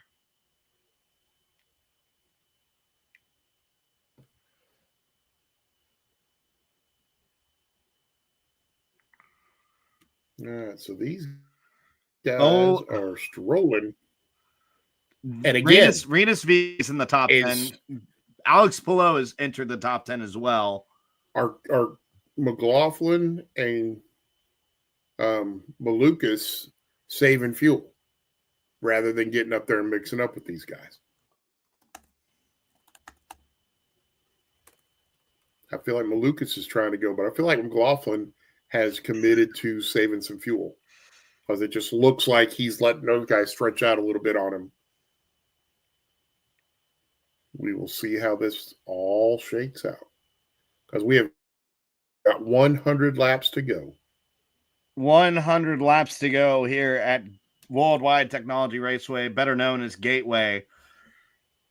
And there's still some fighting in the back. I mean, that's just Christian Rasmussen working his way back up from his penalty as well, who he was penalized for pitting when the pit lane was closed. For he could not hold on to the fuel under that. I'd say he was about to run out of gas, so he didn't have a choice. He had to come in. It almost worked out for him. He was running. He was in second.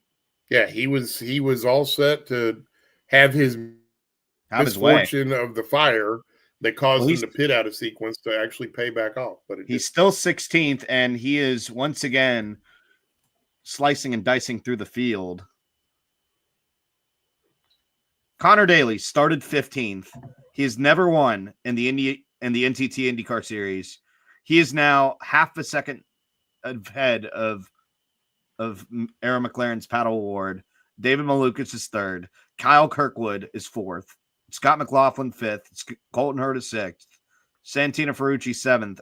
Marcus Armstrong eighth. Alex Palou ninth. And Dale Corn Racing's Renus VK rounds out the top 10. Now, I think that's still Rasmussen. He's about to look on the second to last starter of Kiffin Simpson for the 15th. No, that is not. It's 13th. That's Erickson, I think, actually. I think the Fox ticker hasn't updated because that's definitely Rasmussen passing him.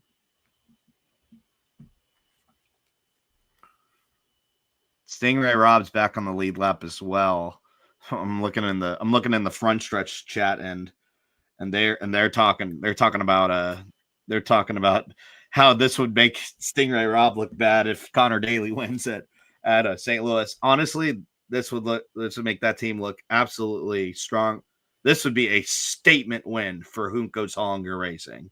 That'd be awesome, yeah, for sure.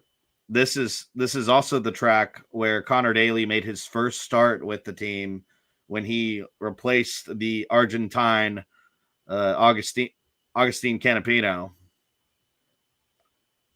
Oh my gosh. How the turns tabled, Neff. Oh my goodness. How the turns tabled? That's the office. That's an office quote. Oh, okay.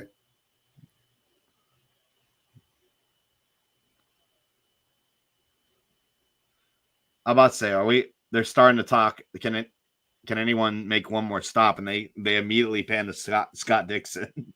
Of course they do, because we've had this discussion already tonight. If anybody can save fuel, it's Dixon. And we are now in that situation. If we don't have another caution, they would be about 10 laps short, which is 12 and a half miles. Yeah, he's got to. Can you save 12 and a half miles of gas in 100 laps?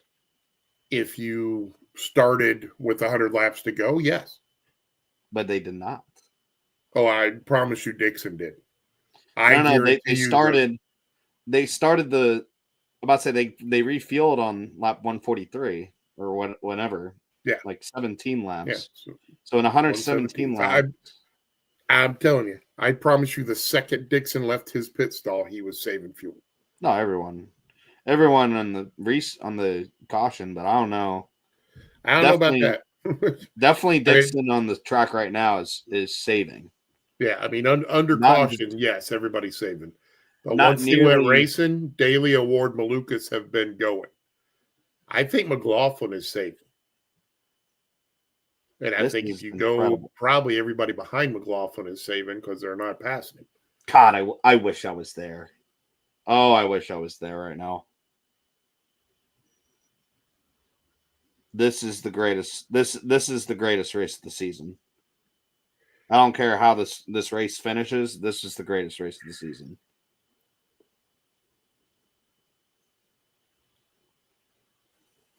We'll see how it plays out.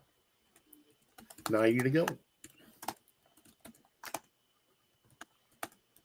We also had company from Nashville, Tennessee stop in. Oh, Nashville, Tennessee? Yeah. Or excuse me, Portland, Tennessee.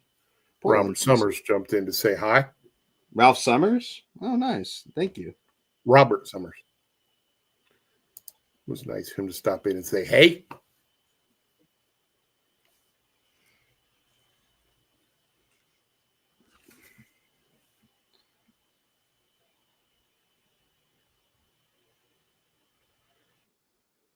So what do you think? Malukas is trying to save fuel, had his hybrid all the way down to 9%.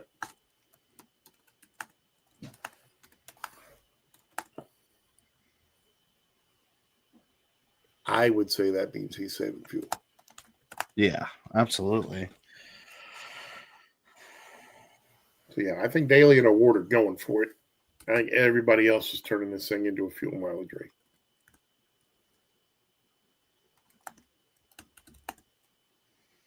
Then again, Award is using every bit of his battery on the front stretch too. So maybe everybody's trying to save now. But I feel like Daly went hard right after the restart, and that may bite him.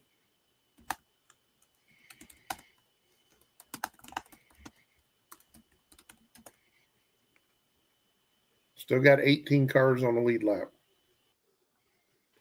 Schwartzman, your Indy 500 pole sitter, is the last car on the lead lap. DeFrancesco has managed to get 2 more spots by getting back out there at 33 laps down. Give him a shout out to that team for making it work. Yeah, no, they are back up to 13th. I saw him. He passed on the commercial break Kevin Simpson for 13th.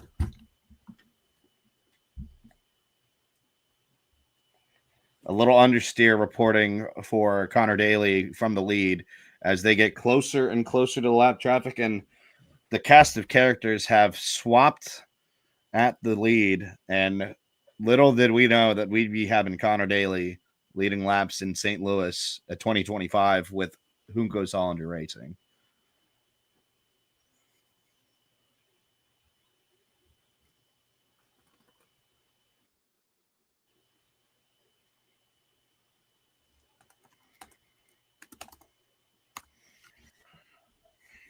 All right, so we come around here. This is going to be 23 laps to 200.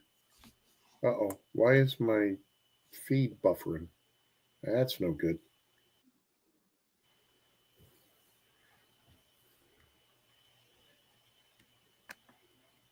So now we're at 22 laps to go.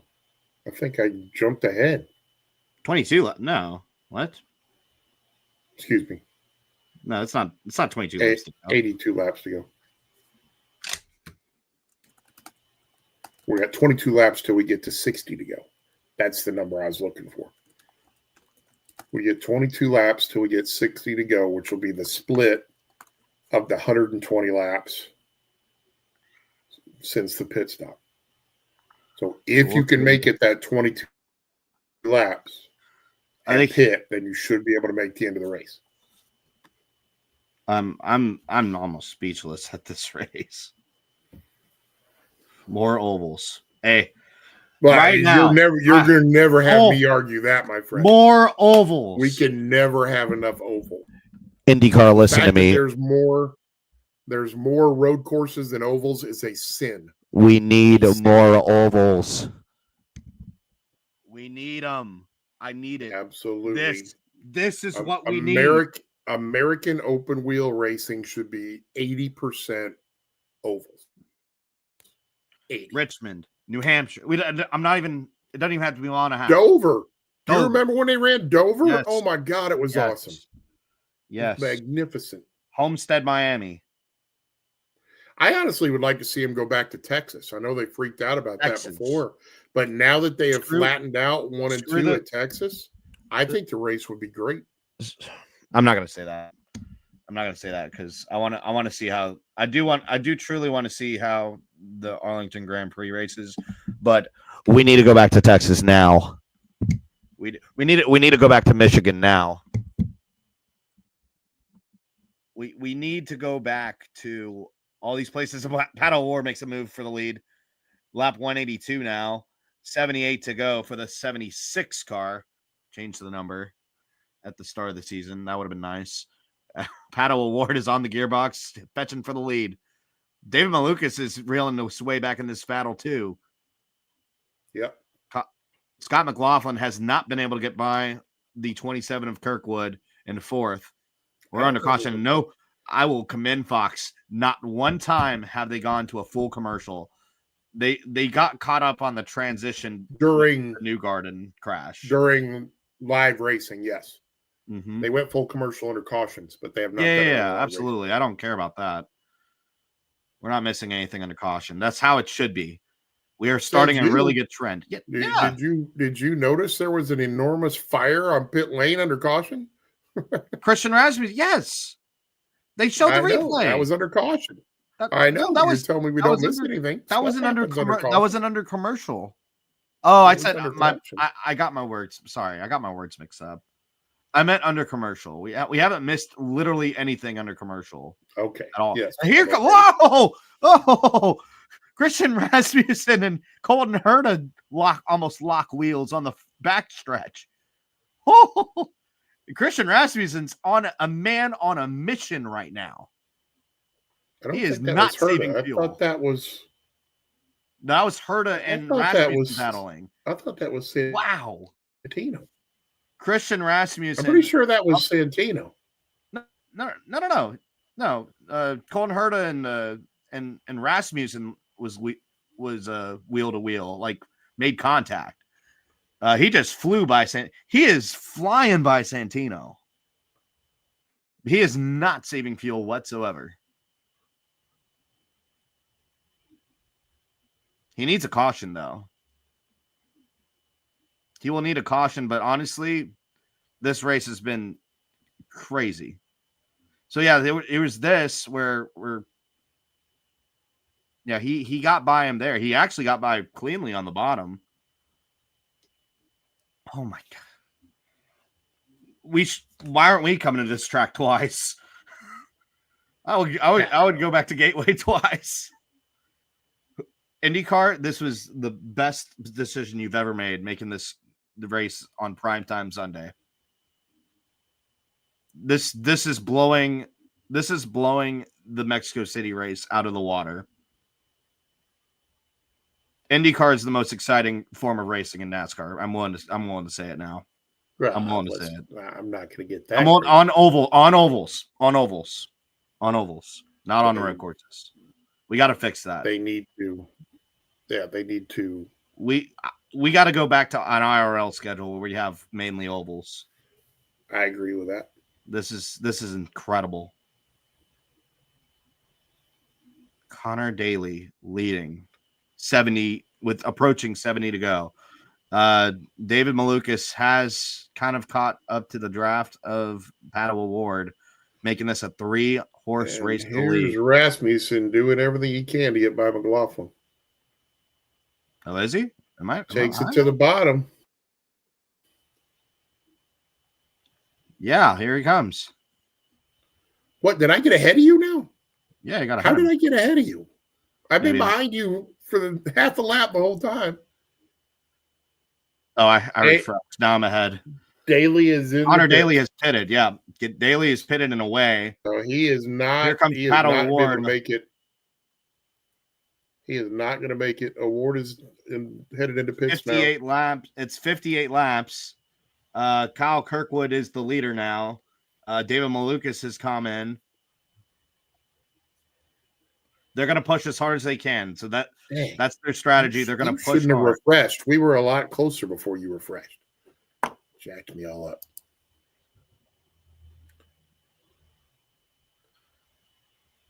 Oh no, Rasmus is not on an alternate strategy. He's just going. He's going hard. He's going hard. He's running. He's running Joy hard. was asking us. Joy wanted to know if he was on a different pit strategy. No. I mean, I guess you could call it a different pit strategy just because he's going full on where everybody else is saving. There are two strategies here. Oh, Paddle Award. David Malukas have passed Connor Daly on the blend. Daly is on the back of Malukas now, though. Malukas is going to have to defend, and I think he will. Malukas has a really fast car. Now Kyle Kirkwood is in. Rinus VK takes the lead.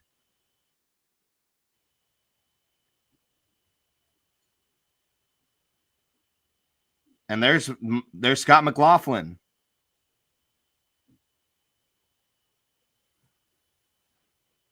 Will Kirkwood jump some drivers here? Looks like he might. Ooh, I think Kirkwood is going to be getting ahead of Malukas here. Ooh. But here comes Malukas on the high side. Malukas going to poke it. Oh, he got high. Malukas in the wall. And they're going to throw the caution immediately. But Malukas is still driving. Wait a minute. And look who this benefits. Look who they called a caution for that? Yes. 100%. Oh my God. A million. No, a billion. Neff, you can't be. He barely touched the wall and he kept driving. If he broke his toe link, we're getting in the same situation we just got into. He kept driving. No, Neff, you can't be serious now. Yes, I'm totally serious. He didn't really even hit the wall. He hit the wall. Look at the replay. He hit the wall. If he did, he barely hit the scuffed wall. it. He hit the wall. He barely scuffed that. Nah, that is not a caution. You just saw Newgarden flip into the inside wall. And that was nowhere close to what was going on. No. Foster was halfway down the track before they threw the caution. Yes, he was still driving in a straight line. If he did not lift. If Malukas broke his toe link, he didn't lift. But he didn't. But he's going immediately into the racing line. You're drunk. No, you are I'm drunk. not. He did not. That is a awful caution. That is a horrid caution. That just changed the whole complex of this race on a bad caution call. No. Awful. No. You're drunk, my friend. You are drunk. I'm not. I am with Joy. You watching what Joy's saying over here? Talk about a quick caution. He barely scrubbed the wall. You got the call right, Joy. That was not a caution. And Louis Foster hit the wall, broke his toe link in front of the leaders, and Joseph Newgarden went flipping and slid down the track before they threw the caution. If you don't call the caution like what happened last time, we're seeing someone else getting flipped into the wall. Yeah, but we didn't. You're seeing another flip. Wreck. That's dangerous. He kept the gas down. He did not lose control of the car. It's freaking Matt Kenseth hitting the brakes at Richmond. Split-second decision. Race control has to make. And you have to have patience. If they wait, and what if he broke the toe link like Louis Foster though? Yeah. You don't know that. And maybe he did. They don't know that. You don't know that. You gotta wait to see if he. If you wait and see, you get another just call a caution because he might wreck. If you can't call a caution because he might wreck. That is not how you call a caution. if you wait and see, that could be another flip. No, that we it could just be, saw. sure. They It just could saw be. the new garden. Yeah. So No. You got to go into the mind of race control here. Like I know we're friends. Like their mind is wrong. That is horrible. Not wrong. Absolutely not wrong. You cannot call a caution because he might wreck. If you're going to start calling cautions because you might wreck, we're going to throw 20 of them in every race. There's no reason for that to be a caution. That is terrible. And we are going to agree to disagree, my friend. I'm telling you that right now. Because I ain't budging on this one. That is a garbage call. I will you just change the whole, I will absolutely change the whole complexion of this race on a bad caution call. No, not a bad call after what we just saw. I'm about to say totally bad call. But I mean, he didn't lift. He kept racing. You can't call a caution when a guy's still racing. Uh-oh. Ladies and gentlemen, we might have a third coming in here soon. We might have another friend of the show coming in as Louis here. I'll pull this up. Well, Louis Foster's going to chime in. No. Louis was a little different, I think. I do understand for safety purposes why they would call it. Maybe it was because where he hit the wall. It's the same spot, Neff. That's what I'm saying. It's the same spot. I understand where you are coming from. I understand that. But the bottom line is, I can agree to disagree. Then I thought you didn't understand. That's why. He is under control of his car. He is still racing. The car is not out of shape in any way, shape, or form. You cannot call a caution for that. Okay, you want to go down that road? Remember the car coming out of 2 earlier that left black strips down the straightaway because he was that far sideways? Yeah, that's a caution more than this was. No. That is a caution more than this was. No. Out of control. His car was out of control. He didn't even hit the wall. He was sideways. Oh my goodness. He was sideways. We are joined by the one and only. I'm losing my mind because Wyatt's nuts. Brian Timothy Dale. I heard you're losing your mind. Wyatt is drunk. What's going on? Wyatt is drunk. I'm not Brian. Nolan. If you were race control in that situation and Malukas hits the same exact spot that Louis Foster just hit, are you not just immediately like spamming the caution? Yeah, I would be. No way. Thank you. No way. Thank you. I have a friend. After what you saw with Newgarden and the exact same, you can't risk it because if you watch the replay that's the third time we've seen a car hit the wall, and like you have to assume they break their toe link at worst when that happens. Well, first of all, there's no toe link on these cars, so we get out of that. The suspension. Okay, I'm sorry, I don't know the IndyCar that well. I'm learning. He didn't lift. I got no problem. They threw the caution late on Foster. The minute he comes off the wall and you could tell that he has lost control of the car, you throw the caution. And they did not. He was all the way down the track where they threw the caution. This one, he didn't lift. He bumped off the wall and kept digging. You cannot throw a caution when the guy racing didn't even lift.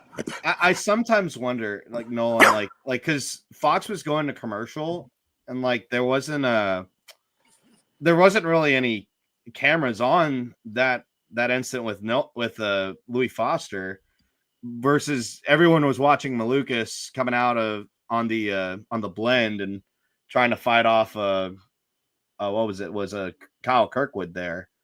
And that's what happened. All eyes were on that instant there. As he's muted doing something, but no, sorry. No, you're good. No, I mean, first and foremost about the Newgarden wreck. Glad he's walking. A little disappointed he didn't talk. Oh yeah, absolutely. I know that he and Foster. That could have been sketchy for Foster too. Oh yeah, for sure. Like I know Newgarden's upset though, but I mean, like you can take like a minute and be like, "Yeah, I'm cool," just disappointed, and then be fine. But like, come on, that just a little sour taste. But I mean, I was terrified that he was going to go over the pit wall, you know? Like, Yeah, that could have been really sketchy if he got on the other side of the pit wall. Mm-hmm. We might have another. We might have someone else come into this. Oh God! Awesome.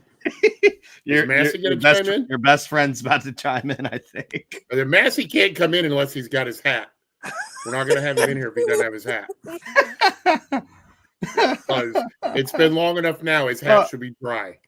First of all, Nolan was having conniptions when Connor Daly was leading because I was pumped for Connor Daly. He's one of the dude was going to be amazing. He was pumped until he realized something about his teammate would make him. Yeah, listen. My boy Stingray is not doing good. Hey, he got a top 10 here last year. I talked to him after that race. That was last year though. That was last year. You did get to talk to him when he tied that career best. I did. At, that is true. Long Beach. So you and I combined have talked to him at his best. That is true. And we were both. Hey, if I was there, he would be running great. That's what I'm getting at because both times I've been at the track, he's done career highs. So it looks like Dixon was going to lead the field back. Yeah, to the green flag, and then Dixon's pit. One more stop. Yeah, Dixon pitted, I think, to get on strategy or to get his fuel, and he gets. Yes. He's heating up some spaghetti. I'd love Someone spaghetti. Put his hat over it so it dries his hat out. First of all, I think I said it in the IndyCar chat, but this is the greatest race of the season. I don't care. This is the greatest race of the season for IndyCar. That is by a long shot.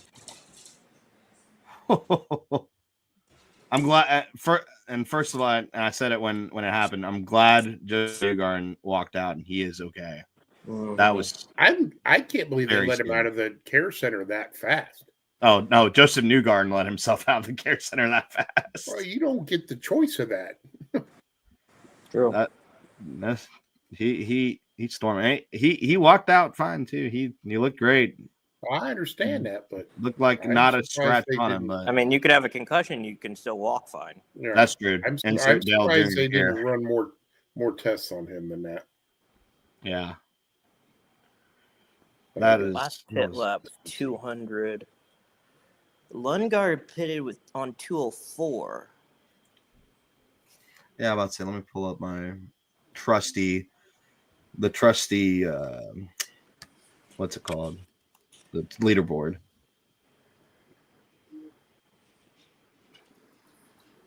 Wow. It's got that or Firestone, actually.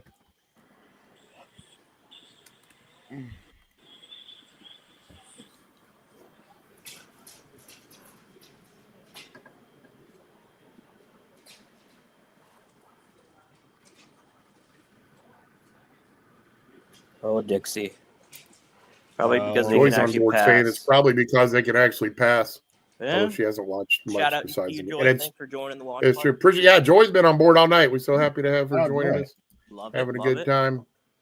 And we are back to green here at St. Louis. 3 wide for second.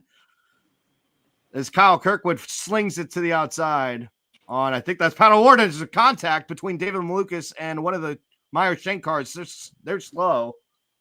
I still haven't even restarted yet. I'm way ahead. See if We're trying to wreck. 3 wide at the 3.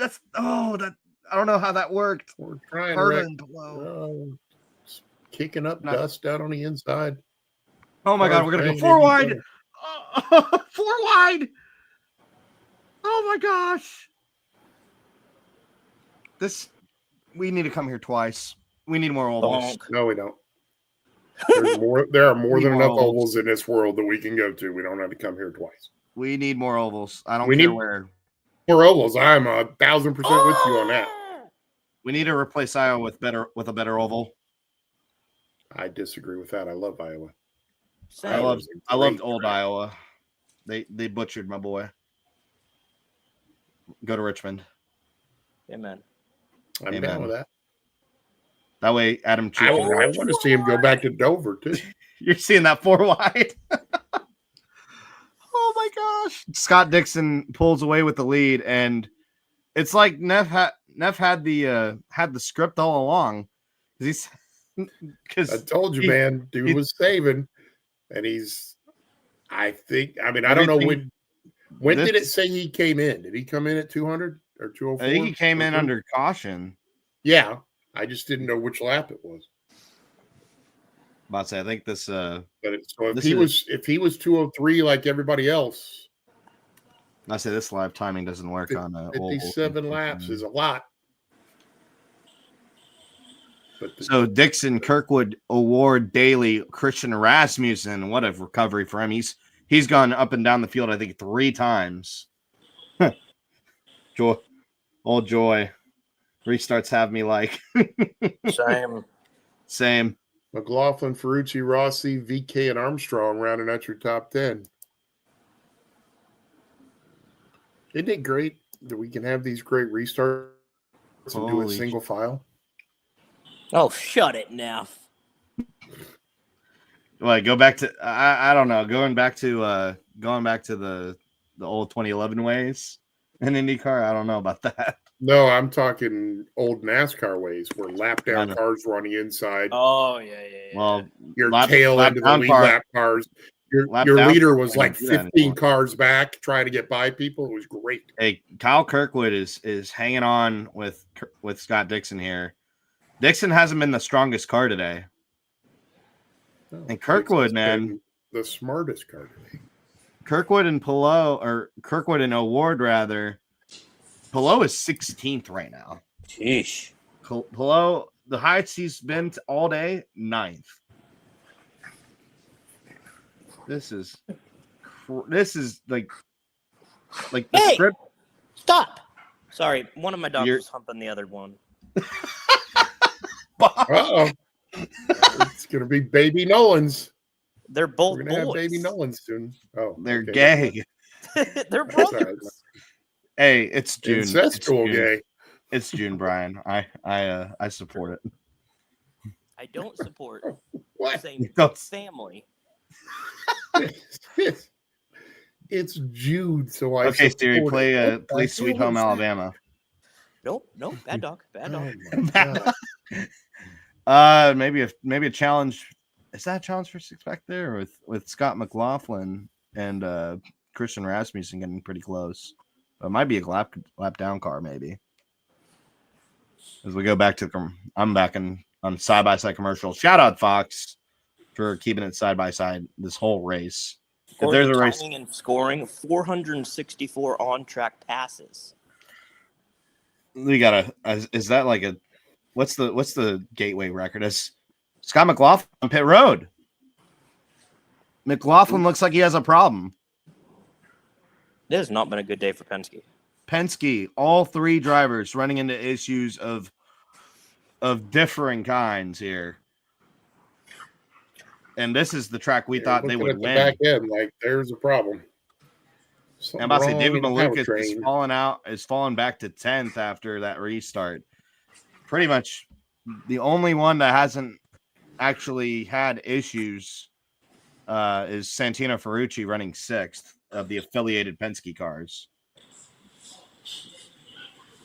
Don't look down. He's knocking on the door of the top 5. The flying purple is starting to creep forward. Let's go, Connor Daly. Connor Daly is looking for 3rd on Pato Award as, oh boy, it's getting crowded here. Oh, come on, man. Where's your hat? Your hat's dry by now. Why do you not have your hat on? I haven't been out to the car. Oh, it's like a mini motorsports Christmas. I've been inside all Just day. got done saying that you had it. It was inside. It was just wet. So Scott McLaughlin climbs out of the car. His day is done. Oh my God. His day is done, and all 3 Penskes are out of the race. Jeez. There you go. The racing gods are frowning upon this team, it seems like. Wonder why that is. Cheaters never prosper. Cheating? In the words of Phil Alloway, maybe it's Le Mans karma. I think it's just the entire year karma. I think Penske's paying for all those cup championships. They cheated at Le Mans too. They cheated. How did they lose to AF? Not even the factory AF course. They cheated in qualifying. Tom Blackburn, you're getting your money's worth today, my friend. Yeah, yes. As he texts in the IndyCar chat. Oh, and Alex Palou is in for that on cue, on freaking cue. Karma Freeman, IMS So- he's still haunting Penske. Joy said she saw some random Lego F1 boxes at her Walmart. Yeah, yeah, they've been. Could they've that been be a play on the ones they had?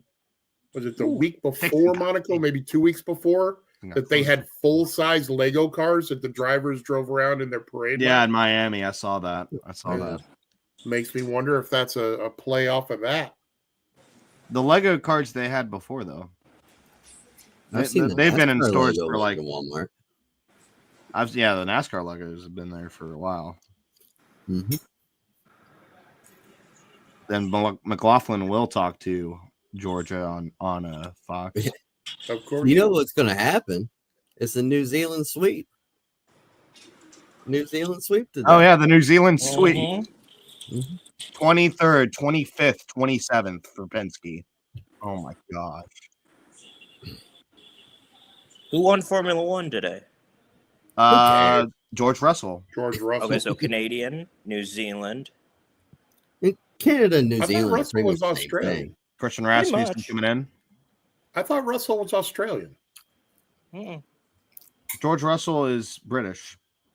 Oh, I thought he was Canadian. He's British. Now I gotta, We got now I gotta back for the Google. lead, boys. Time to Google. Wait, Oh, who won George Russell Formula was a One? British racing driver from Kings Lynn, England. Who won what? Who won Formula One? George Russell. Russell for Mercedes. Okay. Kirkwood has a shot at getting to Dixon here, but he lost a lot of ground on turn 3. I don't know. He's pretty on him. I'm a little bit ahead of you, I think, Messi. How dare you? Oh, he just lost. You live. are, because you had to refresh.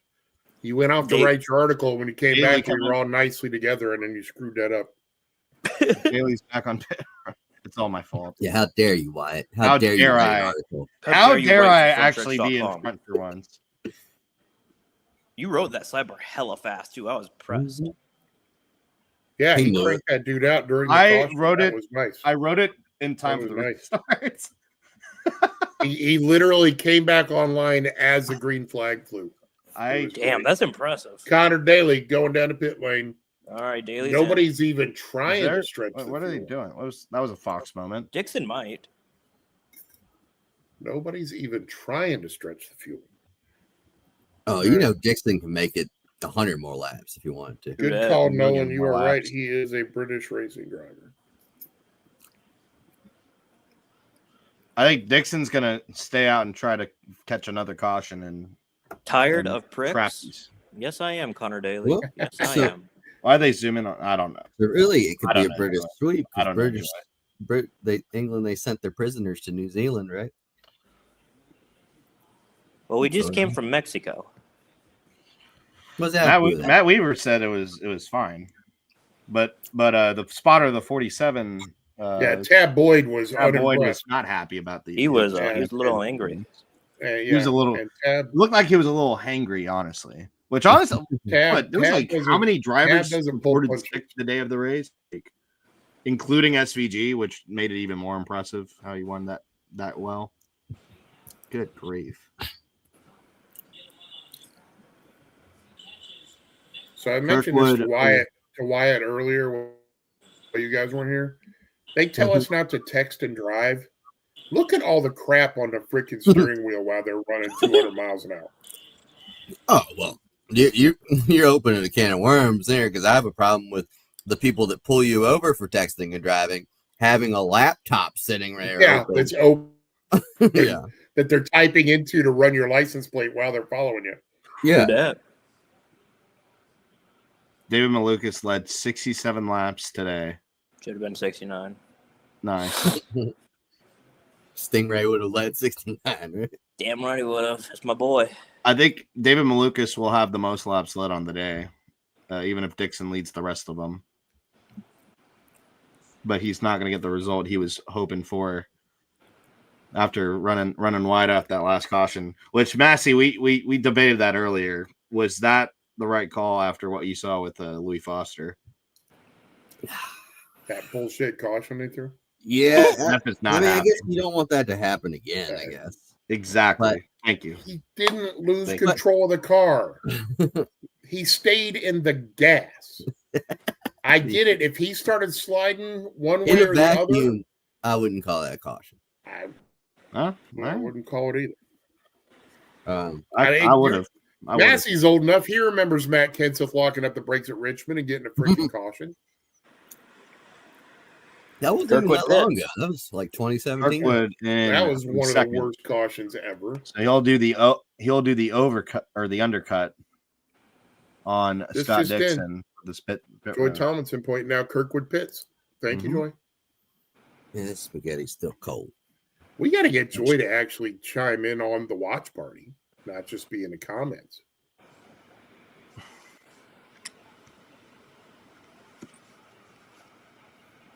Massey going out to get his hat out. 4 laps ago now. Massey had to go heat up his spaghetti. He got his a little spaghetti. He more. said it was too cold. He's gonna miss the. Must say, if he takes too long, he might miss the end of the races. Ferrucci's in third now. Yeah, Ferrucci- Ferrucci still needs to pit as Scott Dixon's Dixon in. pits. Dixon's in. All right, we're caught up, I think now. Dixon comes into the pit lane. Paddle Award leads, and Santino in yet or not? Nope. He will take second.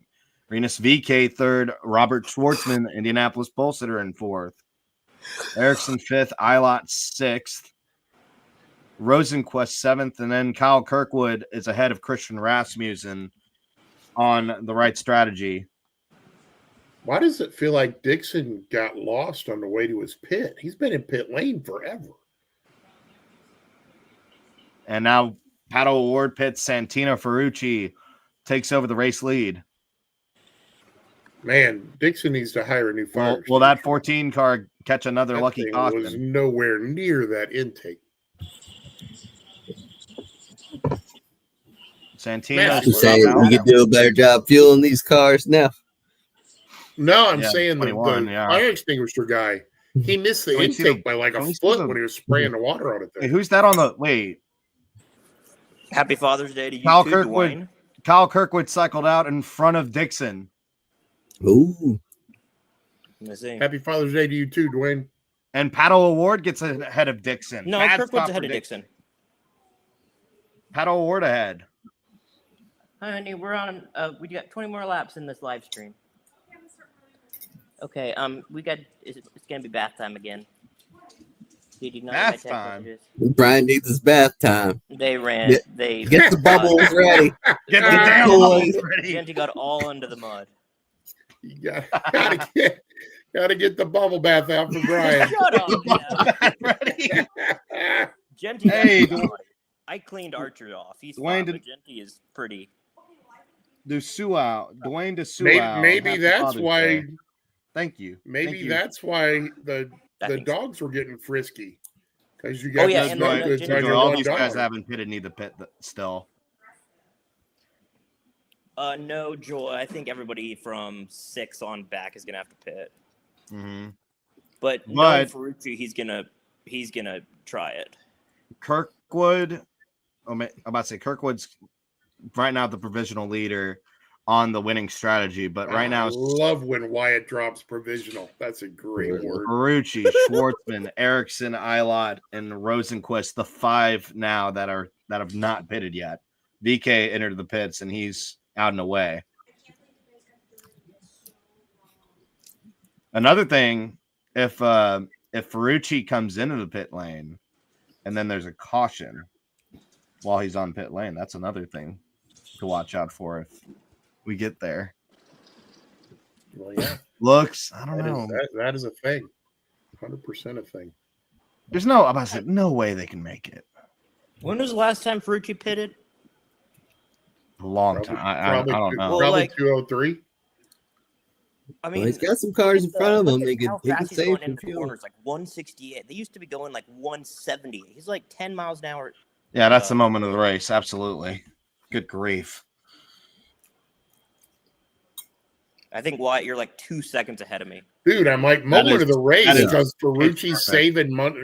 What? Because like right when you said moment of the race, it just popped up on mine. Yeah, mine was like 15 seconds after that. I was like, what in the wide world? As long as I'm near the nearest, I'm cool. Ferrucci's still out there with 15 to go. Kirkwood, O'Ward, Dixon. draining that battery on the hybrid. Dang it, Daly. And he's coming in. Santino Ferrucci is in. Robert Schwartzman has pitted as well. Erickson would be next. Schwartzman's in. Ferrucci's now coming in. Marcus Erickson is your lead. Erickson, Ilott, and Rosen Cadiz. All right, Schwartzman pit crew. He's coming in. You better watch out. I was watching practice That's yesterday. true. They did no doubt. Stop practices. Make sure you got your ankles taped up. I mean, Ferrucci did stretch. He only needs to splash and go. Still though, He could just splash it. just like the bath. A little splash. What is that? What do you mean my battery's running low? So Marcus Erickson leads over Ilott and Rosenquist, the three left who haven't pit. But now Kirkwood, O'Ward, Rasmussen, and others are back on the lead lap.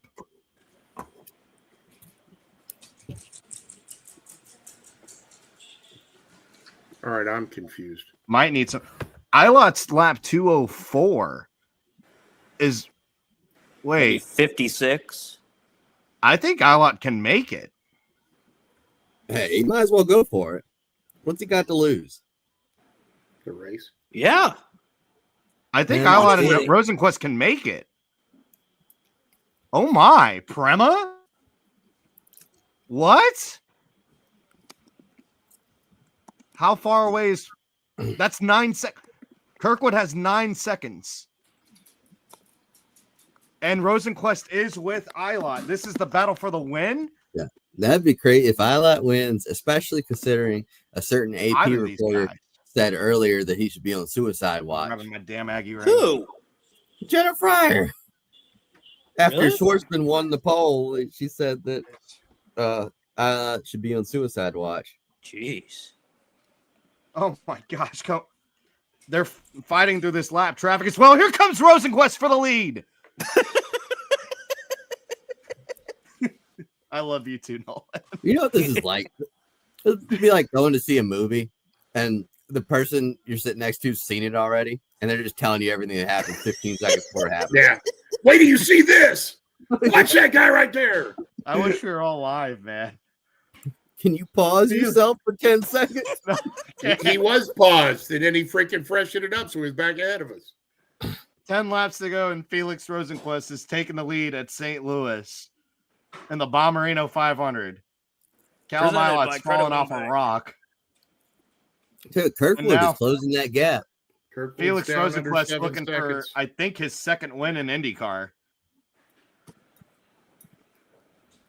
Oh my Under 7 goodness. seconds. This He's race gotta has gain a flopped on its second head alone. 5 times Wow. today. No pun intended. Sorry, Joseph Newgarden. Kirkwood has to gain a second a lap. I don't think it's going to happen. Yeah, Meyer Shank win would be crazy. Uh-oh, no one's got the beat out again. It's a 6-second gap between Kirkwood and Rosenquist with 8 to go. He's got the And what his- out again? He's got a No lot one's of got lap the beat margin out. He between was- him and He was Rosenquist. sending messages earlier, and he's just got this like subtle beat going on his laptop. 7 Sorry, I was seconds. getting a FaceTime alert. It's gonna come down to the wire here. Boop, bop, boop, doop, bop, bop. Oh no, Rosenquist pitted. Okay. Rosenquist Oh, wow. pitted. He couldn't make it. Joy Tomlinson says Rosenquist is pitting. Well, can Ilott make it? And Ilott Kirkwood's make only it. Now, 300 Kirkwood's only Kirkwood's 4 two- seconds back, though. Kirkwood's too close. Kirkwood's going to catch him at this Yeah. point. He can still I think finish Ilott- second, though. I don't think he can make it. No. If Second's pretty Rosenquist good for Ilott. if That's Rosenquist can't make it, fabulous Ilott's definitely illustrator not gonna action make right it. there. But he'll run it out. That was Might as great well. illustrator work. Yeah, Kirkwood gained 0.6 of a second there. He has your boy right between him, Chevrolet teammates, Stingray Rob, Where? right behind Callum Ilott. Hey, my man. What happened to But he's going to make a move. Stingray Rob passes Callum Ilott. Good boy. And there's a, Probably gonna pull There's in front of him like and draft off of him more. there's There you yeah, go. maybe. Do I see a I think he's out. flashback of I think Callum's out. Callum's out. Is it a flashback to Indianapolis? Callum's out of when fuel. We were drafting Oh, off the other guys. Kirkwood takes the Well, lead. now Kirkwood's got about a second and a Oh, half he's out! award. He's out. Yeah. I don't know Oh if he's my out, he's on goodness. pit lane. What a 4 to go. Kirkwood, this will be his first oval win, right? So Yeah, he won at Long Beach. Kirkwood, He won I in mean, Detroit. They won Detroit. now at this point is everyone's wait. packing full of fuel. He won Nashville last year. Here comes Rasmussen's going to try to get second, but he's going to run out of time though. Unless Kirkwood just has a mistake of all mistakes. Why? Where Kirkwood win last year? Run? Where did he win? Where did he win? He won at I don't think he won at Long Beach. I don't think he won at all last year. He won at Long Beach this year, Detroit this year. He didn't. Christian Rasmussen's about to get his first podium, but it's a matter of if he's going to be second or third. He went to the high side back there with 2 to go. Santino's back in the top 5 too. His Yeah, he strategy didn't win last ended year. up still working out for him. And the white flag. Pato's coming, guys. Pato is coming. Yeah, he is, but he still has to get by Kiffin Simpson. Kiffin's not going to get out of the way for his Honda teammate. Here comes Rasmussen on the high side. It's going to be a big battle for second. It's gonna be a drag race. They touch! Slide job! Slide job! Have you ever? No, I never. Never. Kyle Kirkwood wins the Bommarito 500. God, shut up. I'm still on the backstretch. He did get right up to him. Kyle Kirkwood won this race. Oh, my lot. How about Rasmussen with a third place? Good run. What a Santino finish. with a top What a 5. race overall. Rasmussen's Connor car was Daly's really in on 6th. fire earlier. Kyle Kirkwood wins, followed by Pato Award. There you Christian go. Rasmussen Nobody's gets on his the ball, first guy. podium. Scott Dixon 4th. Santino Ferrucci 5th. Connor Daly 6th. Renus EK finishes 7th. Looking Joel at the brings up a rest good of it. point. We continue the only winners this year. Alex Kirkwood and Blois. Pillow finishes 8th. Where did he come from? Yeah. Marcus Armstrong 9th. Robert Schwartzman gets his first top 10 finish for Prema Racing. Oh. Alex Zanderossi 11th. David Malukas, who led the most laps today, lines up 12th. Wow. Absolutely wild. All these St. Louis fans got their money's worth. If you didn't think this is the best IndyCar race of the year so far, then like you and me aren't even from the same planet. I don't even know what to tell you. That was the greatest race of the season. Oh, It man, might even been the crowd, greatest too. race in the last. Wyatt's probably like, that was the greatest race in the world. Greatest race of all time. race in the The greatest race of all time. Wyatt, for the love of God, you said Nashville was one of the historic races for NASCAR. Did I? Yeah, on Stock Car Scoop, you're like, in one of the most historic races we've ever seen. I'm like, Wyatt. That was Nashville was the good. Coke 600, I Was think. I think I said it for the Coke 600, but 600 was great. I'll I still don't know rewatch if it was it. I'll historic. rewatch it. Because I'm like, no, Wyatt. No, it really wasn't. No, I think I said that was a NASCAR race in history. That's what I said. Oh, okay. That said makes eight. sense. Yeah, I was being facetious. A NASCAR He race. in did history. say that, yeah. Yeah. I remember. Okay, that makes I a lot remember. more sense. Thank you. Yeah, I was like, Nashville was not the Did one you of the say it greatest with your NASCAR announcer races in voice? history at all.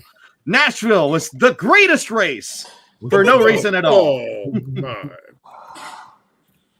We still only have 2 winners in the NTT IndyCar Series season. But wait, this is Kyle Kirkwood's first oval win, so he's officially an IndyCar driver. That's why I was asking if he won somewhere last year. He didn't win. You said He did not. He didn't win. He didn't win somewhere last year, but he won the Long Beach Grand Prix. He won Long Beach 2 years ago. Yeah. We were hoping to see Daly get a win too, Stymie. And he's finally an IndyCar driver. And Christian Rasmussen, Ed Carpenter. Thanks for joining in with us, Joy. Oh Thanks no, for not yet. joining, Joy. Stymie, hey. That Appreciate you. stint was completely different for the rest of the entire race. Great entertainment, but I was hoping to see. Yeah, I had Malukas on for through the years, but alas, Yeah, the most laps doesn't win you anything in IndyCar. Wow. Well, gentlemen, it was a pleasure. Thank you for joining in, Joy. We really appreciate you being here. And how about that? 71 passes for 71 Rasmussen. passes for Rasmussen. my God. He That's looked so happy. You could see him beaming through his helmet. That was an amazing 71. It's on. Wow. He passed the field 3 times. Yep. He actually, well, no, not 3 times. Almost 3 times. My math was off by 10. He almost passed the field 3 times in one race. Yep. Unbelievable. 600 on track passes. We need more almost. That's it. That'll do it for here. I'm Wyatt Watson. Then that was Brian Nolan. That was Michael Massey, and that is Mike Neff. Thank you all for joining us for the Deuces, brother. watch party tonight. I think we need to do it again so we can argue about caution flags some more. So that was awesome. We'll see if we'll be back next week. Until then, thank you for joining. Goodbye. Deuces.